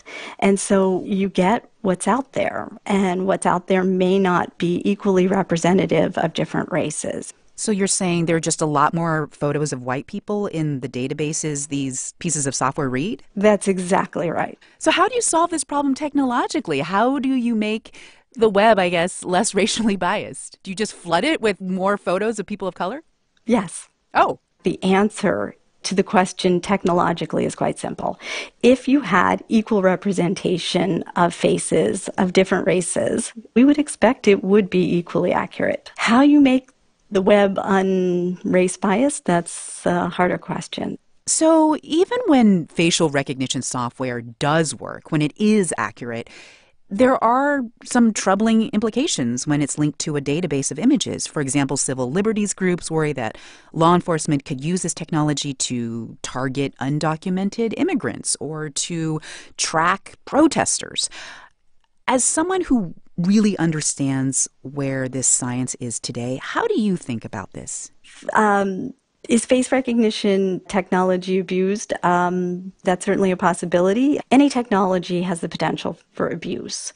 Whether or not the potential for abuse of this technology outweighs its utility is something that has to be decided by societies, and carefully looking at how it works and making decisions about what the right ways to use the technology are. Alice O'Toole is head of the Face Perception Research Lab at the University of Texas at Dallas. Thank you very much. Thank you. Support for All Tech Considered comes from C3 IoT, providing a software platform that enables organizations to deploy artificial intelligence, predictive analytics, and IoT solutions at industrial scale. Learn more at c3iot.ai. And from Ultimate Software, provider of cloud-based HR, payroll, and talent management solutions for the modern workplace. Learn more at ultimatesoftware.com. Ultimate Software, people first. What does it mean to be the voice of the community? The second bomb wing said in a news release, these history-making flights are in recognition of Women's History Month. I'll usually bring both, and I tell myself I'm going to look at my digital first lately, but then my eye goes, oh, wouldn't that look great with that grainy film, or if I get to play with the black and white. It's going to involve multiple agencies in the parish. It's put on by the Bossier Parish Office. Red River Radio, your voice of the community, supported by you at redriverradio.org. And we really need your help right now. 1-800-552-8502 is the number to call. Cliff Shackelford in the studio with me. And Cliff, we really need to hear from people. And we have a question on the table as well. That's right. And the winner, all you have to do is call and pledge any dollar amount, but also answer the question correctly, and you could win a signed copy of Hummingbirds of Texas. And it's a fantastic book that I co-authored. Thank you very much. And should we read the question again? Please. Yes, okay. So the question is, name a species of blackbird that nests in the boreal forests of Canada and Alaska, yet overwinters in the Red River Radio listening area. So that's the question. The reason it's a blackbird question and not a hummingbird question is because we're also promoting one of the gifts, which is 13 ways of looking at a blackbird, that our very own Corinne Jones did the artwork in that book. And that's for donations at the $240 level. So, you know, you could get 2 books for the price of one, right? If you put your pledge in for $240, answer the question correctly, you've got a book on blackbirds and a book on hummingbirds coming straight to your door. What a bargain that is. It's a great bargain, but really the bottom line is that you're supporting the programming of Red River Radio when you make that call, 1-800-552-8502, and this is just a bonus. These books are just a bonus, and really, as the phrase goes, these are thank you items, and really we're thanking you for taking the time out of your busy schedule, your busy day, to call in and make a contribution of support.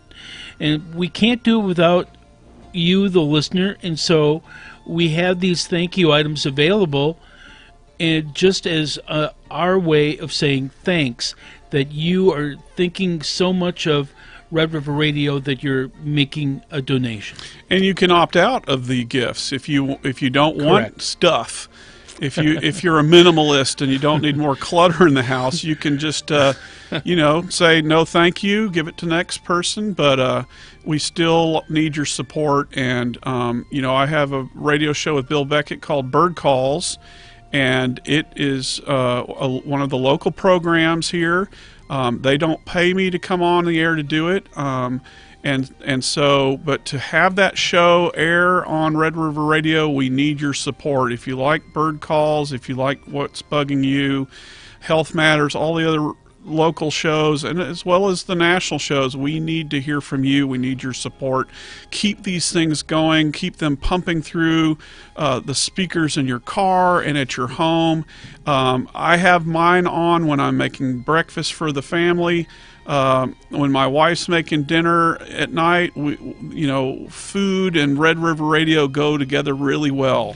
Yes, it does. And when we're commuting, when we're taking kids to school or we're headed to work, driving and Red River Radio go really well together. So it's part of our lives, and I bet if you're listening right now, it's part of your life, and we've got to keep it going. And please call in, show your support, and while you're at it, answer that question about blackbirds, and maybe you'll get a free signed copy of Hummingbirds of Texas. And yeah, you get the book and you get it autographed. That's a cool thing. That's right, and the value increases by about 49 cents when I autograph it. Really, just 49 cents? Just 49 cents. That's what I figure. Yeah. Now maybe in 100 years it'll be different, but right now it's not worth a whole lot more, is it? But it's special that one of the authors is signing the book. I think that's what makes that book book even more special. Call now, 1-800-552-8502. Cliff, I think you have somebody to thank over there. We do. We have Suzanne Brown Tuma of Longview made a pledge, and she wrote that she loves, all caps, Red River NPR Radio. She's a new listener, and her favorite is Wait, Wait, Don't Tell Me, though she loves the music variety, BBC, and the entomology show, which is What's Bugging You, which is your wife that is the entomologist.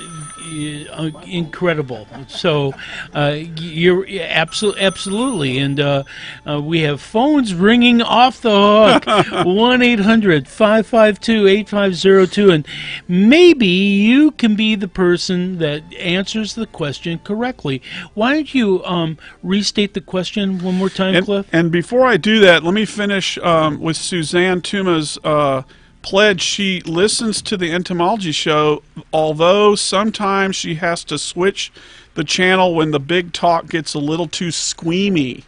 So I guess she means when it's too much information about creepy crawly critters, she's got to change it, which is that says a lot. I think that through radio you can get this image in your head that scares you enough to turn the channel. So I think that's good for the entomology show to be that graphic. So I love it. Oh, yeah, absolutely. I mean, there's a reason why Beverly says that there's a whole other world among us. That's right. And it's all about the creepy crawly critters that she has studied so much about. So. Yep.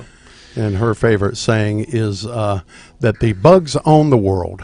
We're just visiting their environment because there's way more of them than us. That's true. Lord help us if they ever organize, We must stop that. We must stop insect organization. Well, I still remember, and I forget what movie it was. It was a long time ago, and talking about how the insect world is going to take us over, and they showed army ants. A cluster of army ants. I don't know how many there were, but they took down an elephant. Well, there you go. That happens. 800-552-8502. They're hungry. I guess. And how do you eat an elephant? One bite at a time.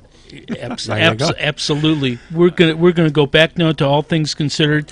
Give us a call. Answer that question that's on the table, and someone could actually get a copy of the Hummingbirds of Texas as winning or answering that question. So call now, 1-800-552-8502. People put chalk dust in it. People put plaster dust in it. People put weird coal tar dyes and sometimes toxic dyes like yellow lead to kind of make it more golden again instead of kind of grayish or bluish. And then, because it was prone to rot, this is before pasteurization and before refrigeration, they would dump preservatives in it. And the most popular one was formaldehyde, which is an embalming compound. Which is not good for humans to ingest. No, and so you actually go out and can see newspaper headlines around the country during this period with embalmed milk scandals. So along comes the protagonist of your story, Dr. Harvey Washington Wiley, and his title is Chief Chemist at the U.S. Department of Agriculture. Why did he care so much about this issue? I've always thought of him as kind of a holy roller chemist, right? You have Harvey Washington Wiley was the son of an itinerant preacher and farmer in Indiana. Father was a conductor on the Underground Railroad. He was really raised, he's a real mid-19th century kind of childhood. He was really raised to think of what he did needing to be a higher calling. And he would describe chemistry that way, chemistry in the service of good. And so when he became the chief chemist at the U.S. Department of Agriculture, this is at a period where there is no FDA, there is no Consumer Protection Agency. This tiny group of chemists that he commanded at the Department of Agriculture was it on food safety. He took up that cause. And your book's title, The Poison Squad, comes from a project that he undertook that really just shows his commitment to this. Describe what the Poison Squad was. Well, this is an experiment you could never do today because he basically goes out and recruits other people at the Department of Agriculture, especially young clerks, to volunteer to dine very dangerously. And so the idea of the Poison Squad was that 3 free meals a day, 7 days a week, super fancy meals. They're cooked by a professional chef. All the ingredients are amazing. And the only catch is you have to agree that half of you at any given period in this experiment are going to be adding capsules that contain suspect food additives. And the other thing about it, when you think, is this crazy or what? You are testing suspected toxic compounds on human volunteers, was that he felt that was the only way he could deal with this. You had this rising tide of really dangerous food additives. There was no safety regulation. How do I make a case that perhaps this is not a good idea? I'll just test it on people, and so he did. To no one's surprise, if you feed people formaldehyde or arsenic or lead, they will get sick. And when you demonstrate that, why does it still remain so difficult to outlaw formaldehyde or arsenic or lead in food? Why was it just not an obvious thing that everybody got on board with right away? And then doesn't that sound like the most logical response? Oh, look, you've poisoned people. Let's get that out of the food supply.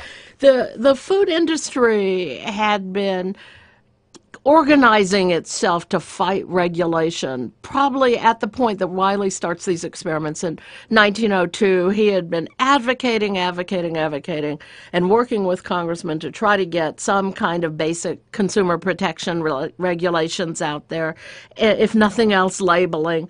And as he does these experiments and as they catch national attention, which they did, they were front page news, there were songs and, musical numbers about them. Everyone is suddenly realizing that there is a lot of bad stuff in their food. There's just a lot of bad stuff in their food. And so there's an immediate pushback, right, in which suddenly congressmen who are on the side of food business are getting offered more money, and the food industry actually organizes. They create a food manufacturers association and coalesce against making sure this doesn't happen. And they were phenomenally effective. And yet, despite these long-fought fights that span decades, today there isn't lead and formaldehyde and arsenic in food the way that there was 100 years ago. Progress really was made. Yes, once this first food safety law, that passed in 1906, 2 years after Wiley finished his famous Poison Squad experiments, once that law went into place, we started pulling stuff out. Formaldehyde went out, salicylic acid went out, borax went out, arsenic went out, right? You really see government stepping up for some of these extremely dangerous compounds. Is this book just one big argument in favor of government regulation?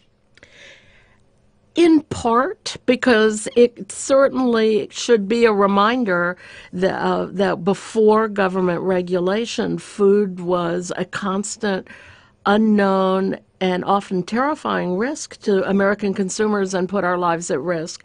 But it's also, I hope, just a good story. It's a story of something that I love.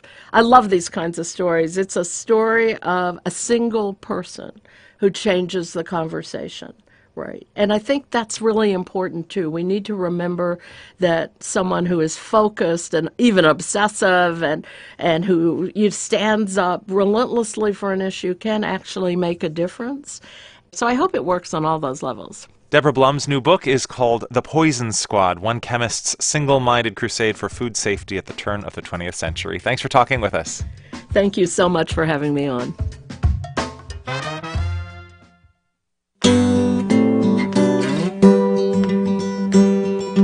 Blackbird singing in the dead of night.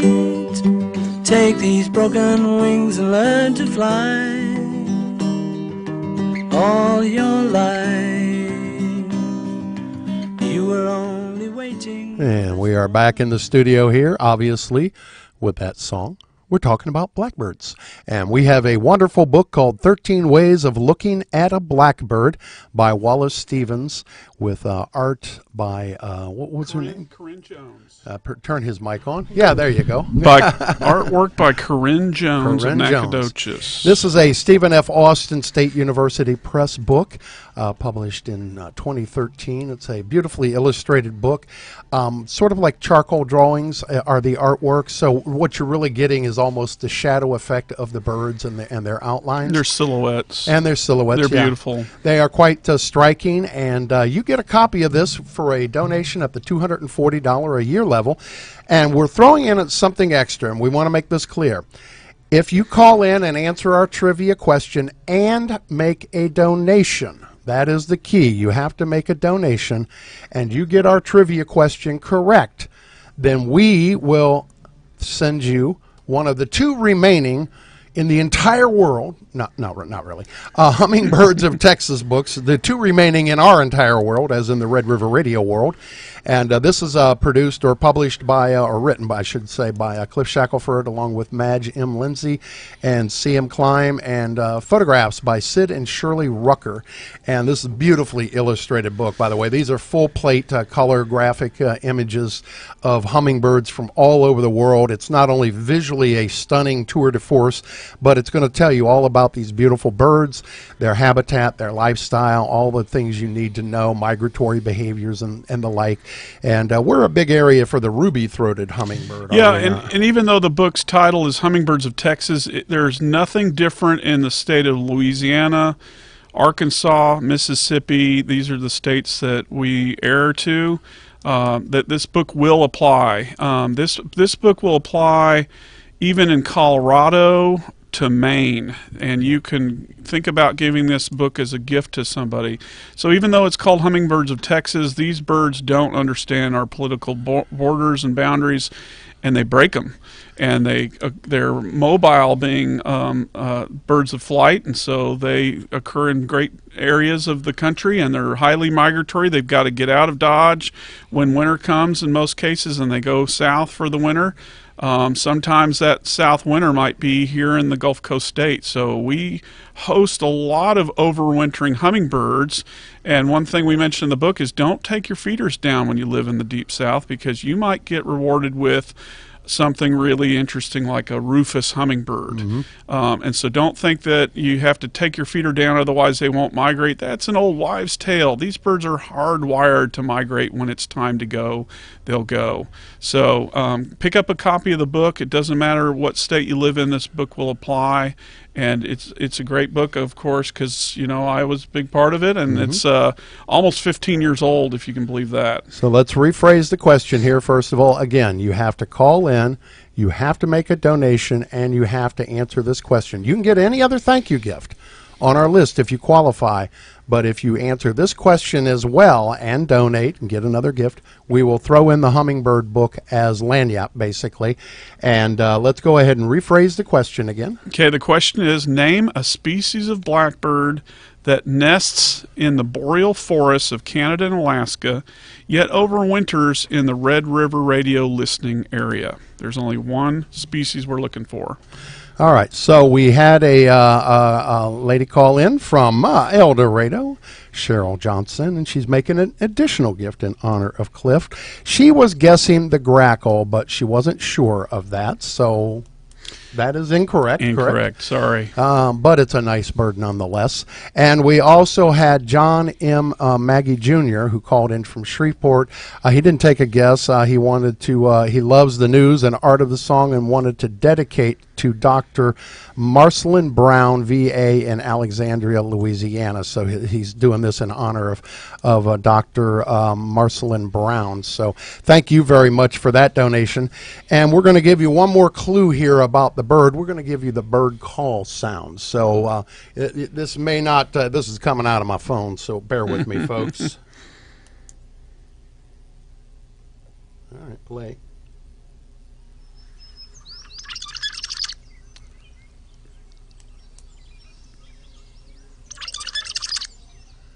Sounds like tape sped up. It does, actually. Okay, so that is the sound, if you happen to hear that kind of very, very little fast, chirpy sound. Yeah. Almost like a warbly, but not quite a warbly. It's almost like a garbled, chirpy sound.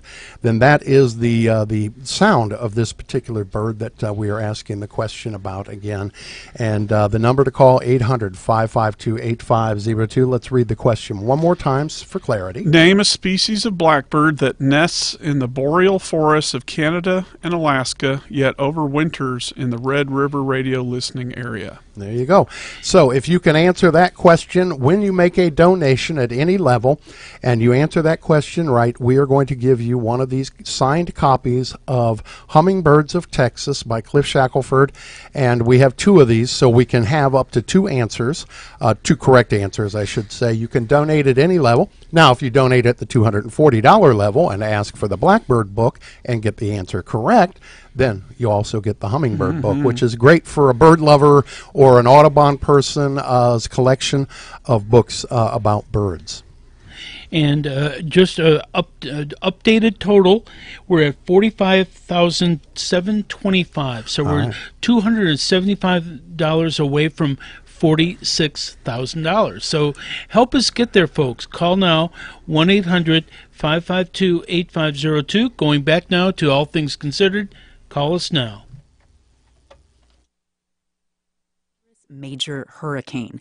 Michael is now a Category 1. Florida's Gulf Coast and Big Bend are in its path. Michael could turn into a Category 3 hurricane with winds above 111 miles per hour by the time it makes landfall. Ken Graham is director of the National Hurricane Center, and he says the first winds are expected to hit Florida by early Wednesday morning. You have today, you have tomorrow to get ready, and then when these tropical storm force winds arrive, it becomes too dangerous to really start being outside doing your preparations. Florida's governor has declared a state of emergency for some counties on Florida's Gulf Coast. And for many residents there, it's the usual prepare for the worst, hope for the best, and while you're at it, restock your storm supplies. At a Lowe's in Pensacola, Darlene Hooper says she's not worried about the storm yet. Give me another 24 hours and I'll get nervous. Still, she is pragmatic about the basic supplies, food, gas, and water, and one essential item in case the power goes out. I'm getting charcoal. That's another thing I'm getting today. Use my grill to cook and just like camping, I guess. About 200 miles away in northeast Tallahassee, a worker at Ace Hardware fills steel tanks with propane. Deanna Herndon owns 2 Ace Hardware stores and reels off what customers are buying. Batteries, water, gas cans, and power cords for their generators and things like that. Most of everybody that I've dealt with so far has lived through it last year. People pretty much know what to expect. My family been in Florida since 1806, so this is nothing to me. That's Rodney Robinson, Sr. His wife asked him to pick up some water while he was at a Walmart in Tallahassee. He says they're ready for Hurricane Michael. I was going to buy some soap. That's it. But we know to fill our tubs up with water. I got plenty of candles. I got a flashlight and all that stuff. Some localities have already issued evacuation orders. And this afternoon, Governor Rick Scott tweeted, "If you are directed to evacuate, leave. Do not wait." Those last 3 words in all caps. You know something is up when the New York Times insists that Los Angeles has the most important orchestra in the country. The LA Philharmonic recently launched a year-long celebration of its 100th birthday. NPR's Mandalit Del Barco has this look at the orchestra's rise.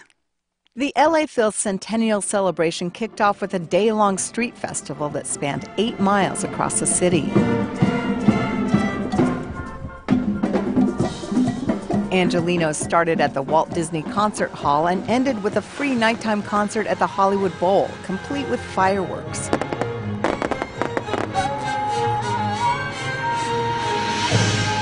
After pop star Katy Perry sang with the orchestra, composer John Williams conducted the finale, his famous theme from Star Wars.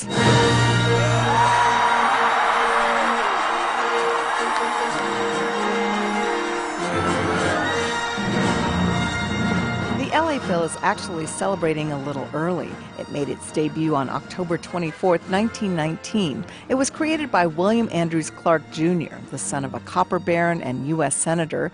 Clark Jr. was also an amateur musician. There are some people that say, oh, this was a rich man's toy at first. Julia Ward, who edited the new book Past Forward, the LA Phil at 100, says the city already had an orchestra. But it wasn't so great, and he wanted to bring in New York players. He wanted to get students at Mahler to come and conduct, and mostly also he just wanted to sit in himself. Clark Jr. was also an eccentric nudist who, Ward says, often frightened his music directors.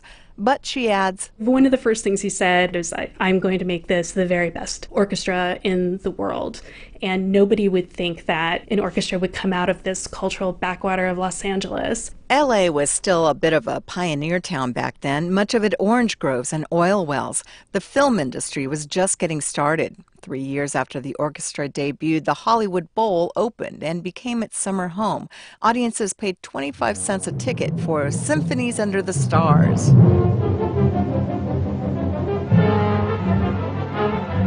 In this first recording, made in 1928, conductor Eugene Goosens is rehearsing for the West Coast premiere of Igor Stravinsky's The Rite of Spring. The LA Phil claims to be the first orchestra to broadcast a full concert. It was one of the first to invite a woman to conduct in 1925, and it was the first U.S. orchestra to hire an African-American musician in 1948. The LA Phil started to gain international recognition under the leadership of CEO Ernest Fleischman and conductor Zubin Mehta in the 1960s.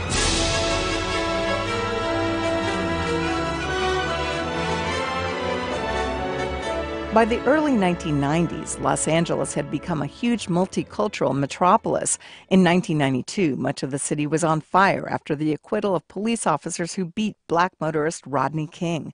That's also the year composer Esa-Pekka Salonen began conducting the LA Phil. I credit him with really crafting the orchestra into the finely tuned machine that we are now. First violinist Camille Avellano says the orchestra's current music director, Gustavo Dudamel, continues to champion new music, and he started a youth orchestra similar to the one he came through in Venezuela. It used to be that we were just sort of this unknown guardian of old dead white guys' music, and now I think we are seen as being cutting edge. Over the years, the orchestra became known for its mix of classical favorites and music by contemporary composers, including John Adams and the late Frank Zappa.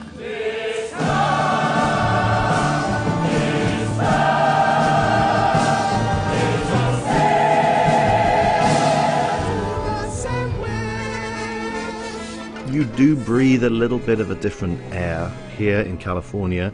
We can play the most avant-garde, most dissonant, most difficult, most complex music in the world, and people still come and lap it up. Simon Woods, the LA Phil's new CEO, says the orchestra is committed to taking risks. So committed, it inspired the New York Times to make a remarkable declaration. The Los Angeles Philharmonic is the most important orchestra in America, period. Zachary Wolf is the Times classical music editor. Just in terms of what an orchestra can mean in its community and what they can do in terms of blending the artistic and the social justice, educational, etc. LA is in a league of its own.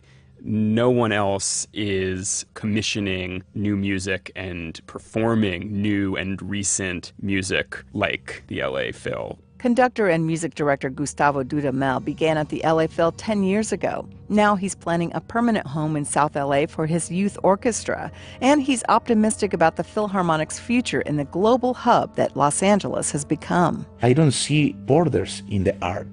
If we can be an example in these chaotic moments that we are living in the world, art will open this new path that we need. It's a beautiful journey. It's an amazing and unique journey. That journey this season includes premiering 50 commissions from as many composers and performing during the Oscars. Mandalit Del Barco, NPR News.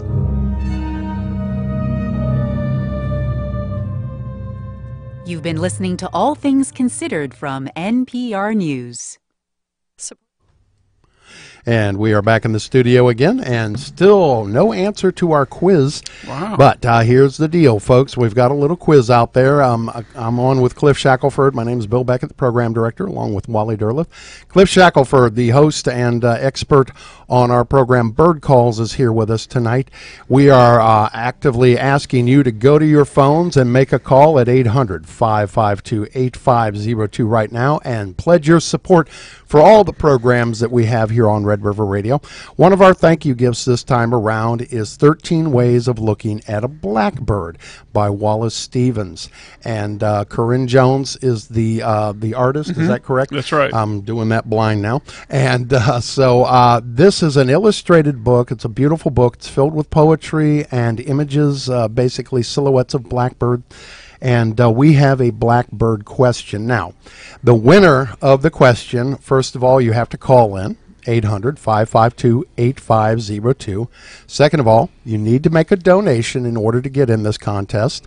Third of all, if you answer correctly, in addition to any other thank you gift you may ask for, if you answer this question correctly, we will send you a signed edition of Hummingbirds of Texas, which is a book that Cliff Shackelford was the primary author on, and this is filled with some very, very, very beautiful imagery, photographs and the like, of hummingbirds. So the question is about blackbirds, though, so we're going to go to that question here in a second. But somebody had said that I hadn't mentioned, or they hadn't heard, that Cheryl Johnson's pledge earlier was in honor of Cliff Shackelford. So this is in honor of Cliff Shackelford. Did we hear it, everybody? There Great. You go. All right. Thank you. Now let's go to our question. The question is, name a species of blackbird that nests in the boreal forests of Canada and Alaska, yet overwinters in the Red River Radio listening area. And Bill's going to play the vocalization, the springtime, summertime call of the bird in question here.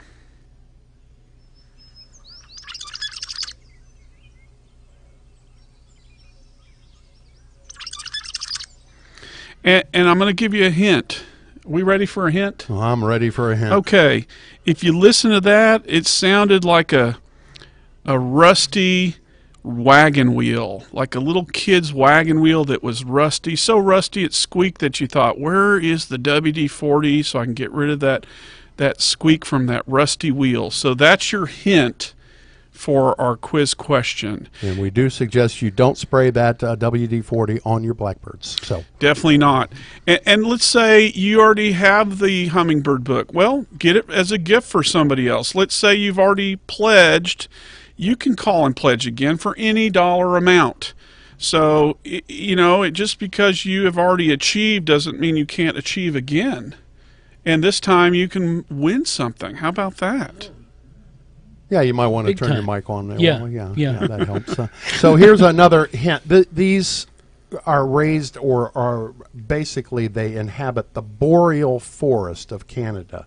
So are there other migratory blackbirds that inhabit the boreal forest? There are, but this one is just about exclusive. It's a wetland inhabiting, wet forest inhabiting, and some people have nicknamed it the boreal oriole, and I love that nickname.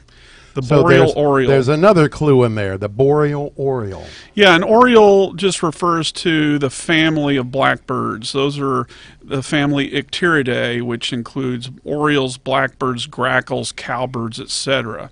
So I love the name boreal oriole. So that's the nickname for the bird we're listening for. Someone to call in with that answer, and just remember it. That vocalization sounds like a rusty wagon wheel. That's your hint, okay? 800-552-8502, the number for you to call right now. Make a donation at any amount. Go ahead and play along with the quiz if you'd like. If you don't, then just go ahead and call in and support the programming that you enjoy here at Red River Radio. We got a lot of other nice thank you gifts, including a brand new Wait, Wait, Don't Tell Me coffee mug, a brand new All Things Considered Red River Radio coffee mug, and some whiskey glasses for those of you who imbibe or imbib. And these are available as a pair, I believe, believe they're at the $100 a year level. Yes, they are. And these have the Red River Radio logo on it. It's basically a highball type glass, so it's not a shot glass. It's a drink glass. But what I like about it, being a parent, is when my kids when they were younger, I would have loved to have this to serve them milk, because it'd be tough to tip this over. Absolutely, it's got a real heavy base. It's heavy, so there you go. and so parents, think about just that. don't tell the kids that it's a whiskey glass. No, because they'll go to school and say, "I'm drinking out of a whiskey glass." Yeah, it's a milk glass. That's what I'd call it. But yeah, when my kids were young, after sippy cups and getting into the big girl cups, this would have been really great. So think about that. If you've got kids that are in that 3, 4, 5 and up range, and they're spilling drinks all the time, these whiskey glasses would work really well. I like them. 800-552-8502. Go online right now to redriverradio.org. Going to do a quick little promotion for a lecture that's coming up. Robert Krulwich, who is one of the co-hosts of Radiolab, is coming to Shreveport. It's going to be in town this Thursday, and there's a free and open lecture that he's going to be giving at 6:30 at Caddo Parish Magnet High School. So we wanted to let you know about that. And the cool part about that is that he is having a contest for students to create their own special podcast and submit it, and the winners will get to meet Mr. Krulwich, and will also have their podcast broadcast on KDAQ. How about that? That's cool. Through Radiolab. So that's cool. So go ahead and get your kids motivated to do their own podcast out there. And in the meantime, if you know what this blackbird is that migrates from the boreal forest of northern Canada and Alaska down into our area in the wintertime and overwinters here, it is a type of blackbird, but it's got a specific front name. And think of a rusty wagon when you hear its call, and that will give you some kind of clue. 800-552-8502. Online now to redriverradio.org. First segment of This American Life up next. From WBEZ Chicago, it's a Pledge Drive edition of This American Life. I'm Ira Glass. Today, like always during the Pledge Drive, we play you some of our very favorite stories and moments from the last few months to remind you why you might want to donate to this public radio station. So we've spent so much time on our show lately talking about the news and documenting and thinking about the historic changes our country is going through right now. But one of my favorite things that we've put in the air lately is not that at all. It's this piece of short fiction that we ran on our Valentine's Day show that was written by Simon Rich and read for us by actor Daniel Radcliffe. I love this just because it's just like this perfect, pure little O. Henry story, but modern, and read so expertly by Daniel Radcliffe. Anyway, let's kick things off today with that. I don't understand, Professor Zander Kaplan said while his girlfriend sobbed into a pillow. I thought you liked tulips. I do, she said. It's just, you get them for me every year. It's starting to get a little impersonal. I mean, this time you didn't even include a card. Zander winced. Her reasoning was sound. I apologize, he said. I obviously made an error in judgment. He tried to take her hand, but she pulled it out of reach. Do you remember what I did for your birthday? She said. I got you that new Bunsen burner you wanted. I knit you a pair of wool socks so your feet wouldn't get cold in the lab. You never make that kind of effort for me. All you do is think about yourself. That's incorrect, Zander said. What about emalladium? It took me 9 months to synthesize that element, and I named it after you. You were going to synthesize that element anyway, Emily said. You needed it for your secret project, that silver orb thing in your lab. Emalladium wasn't about me. It was about you. I mean, for God's sake, you won't even tell me what it does. Zander sighed. Is there anything I can do to make it up to you? Emily blinked back some tears. I don't know. I mean, it's not like you can just go back in time and get me a different present. Zander's expression brightened. Wait there, he said.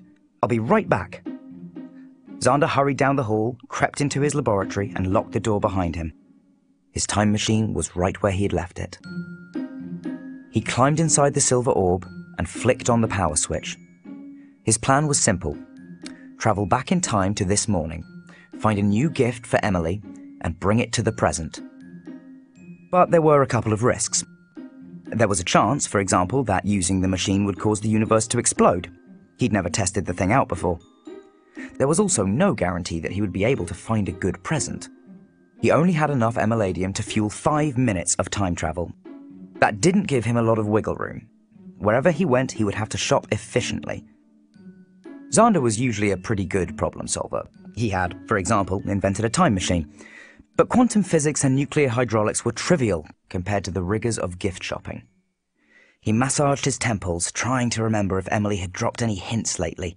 He vaguely recalled her staring at a vase in Crate and Barrel, but that place was full of vases. There was no way he'd be able to pick out the right one. He was trying to remember the name of her favorite perfume when a thought entered his head. Maybe he was thinking too small. His machine could transport him to any time and place in human history. Why go back a few hours when he could go back a few centuries? He knew Emily loved Shakespeare. She'd written her senior thesis on one of his tragedies. Why not travel back to the Globe Theatre and swipe her an original script? It wouldn't be too difficult, he reasoned. All he'd have to do was dash backstage and grab one. It would be the most impressive gift she'd ever received in her life. But which tragedy had Emily written her thesis about? He knew it was one of the king ones, Richard the something or Charles the something. But there were a bunch of those. What if he got it wrong? It was too risky. There was always jewellery. He knew the general construction dates for King Tut's tomb. He could park in front of the pyramid, run inside, and snatch a jade stone. He entered the coordinates and was about to push the lever when he started to second-guess himself again. Buying women jewellery was always chancy. Emily had very specific tastes. And what if she didn't like jade? It wasn't like he'd be able to go back and return it. He thought back to the night they met. He was finishing his PhD at the time, and his lab had closed early because of Easter. He'd stuffed his papers into his briefcase and shuffled through the rain to the 116th Street station. It was 4:05 a.m. and the platform was deserted, except for Emily. It had been several days since Xander's last conversation with a human, and when she started to speak to him, he felt the stirrings of a panic attack. But Emily's friendly smile managed somehow to put him at ease. She was awfully cheerful, given her circumstances.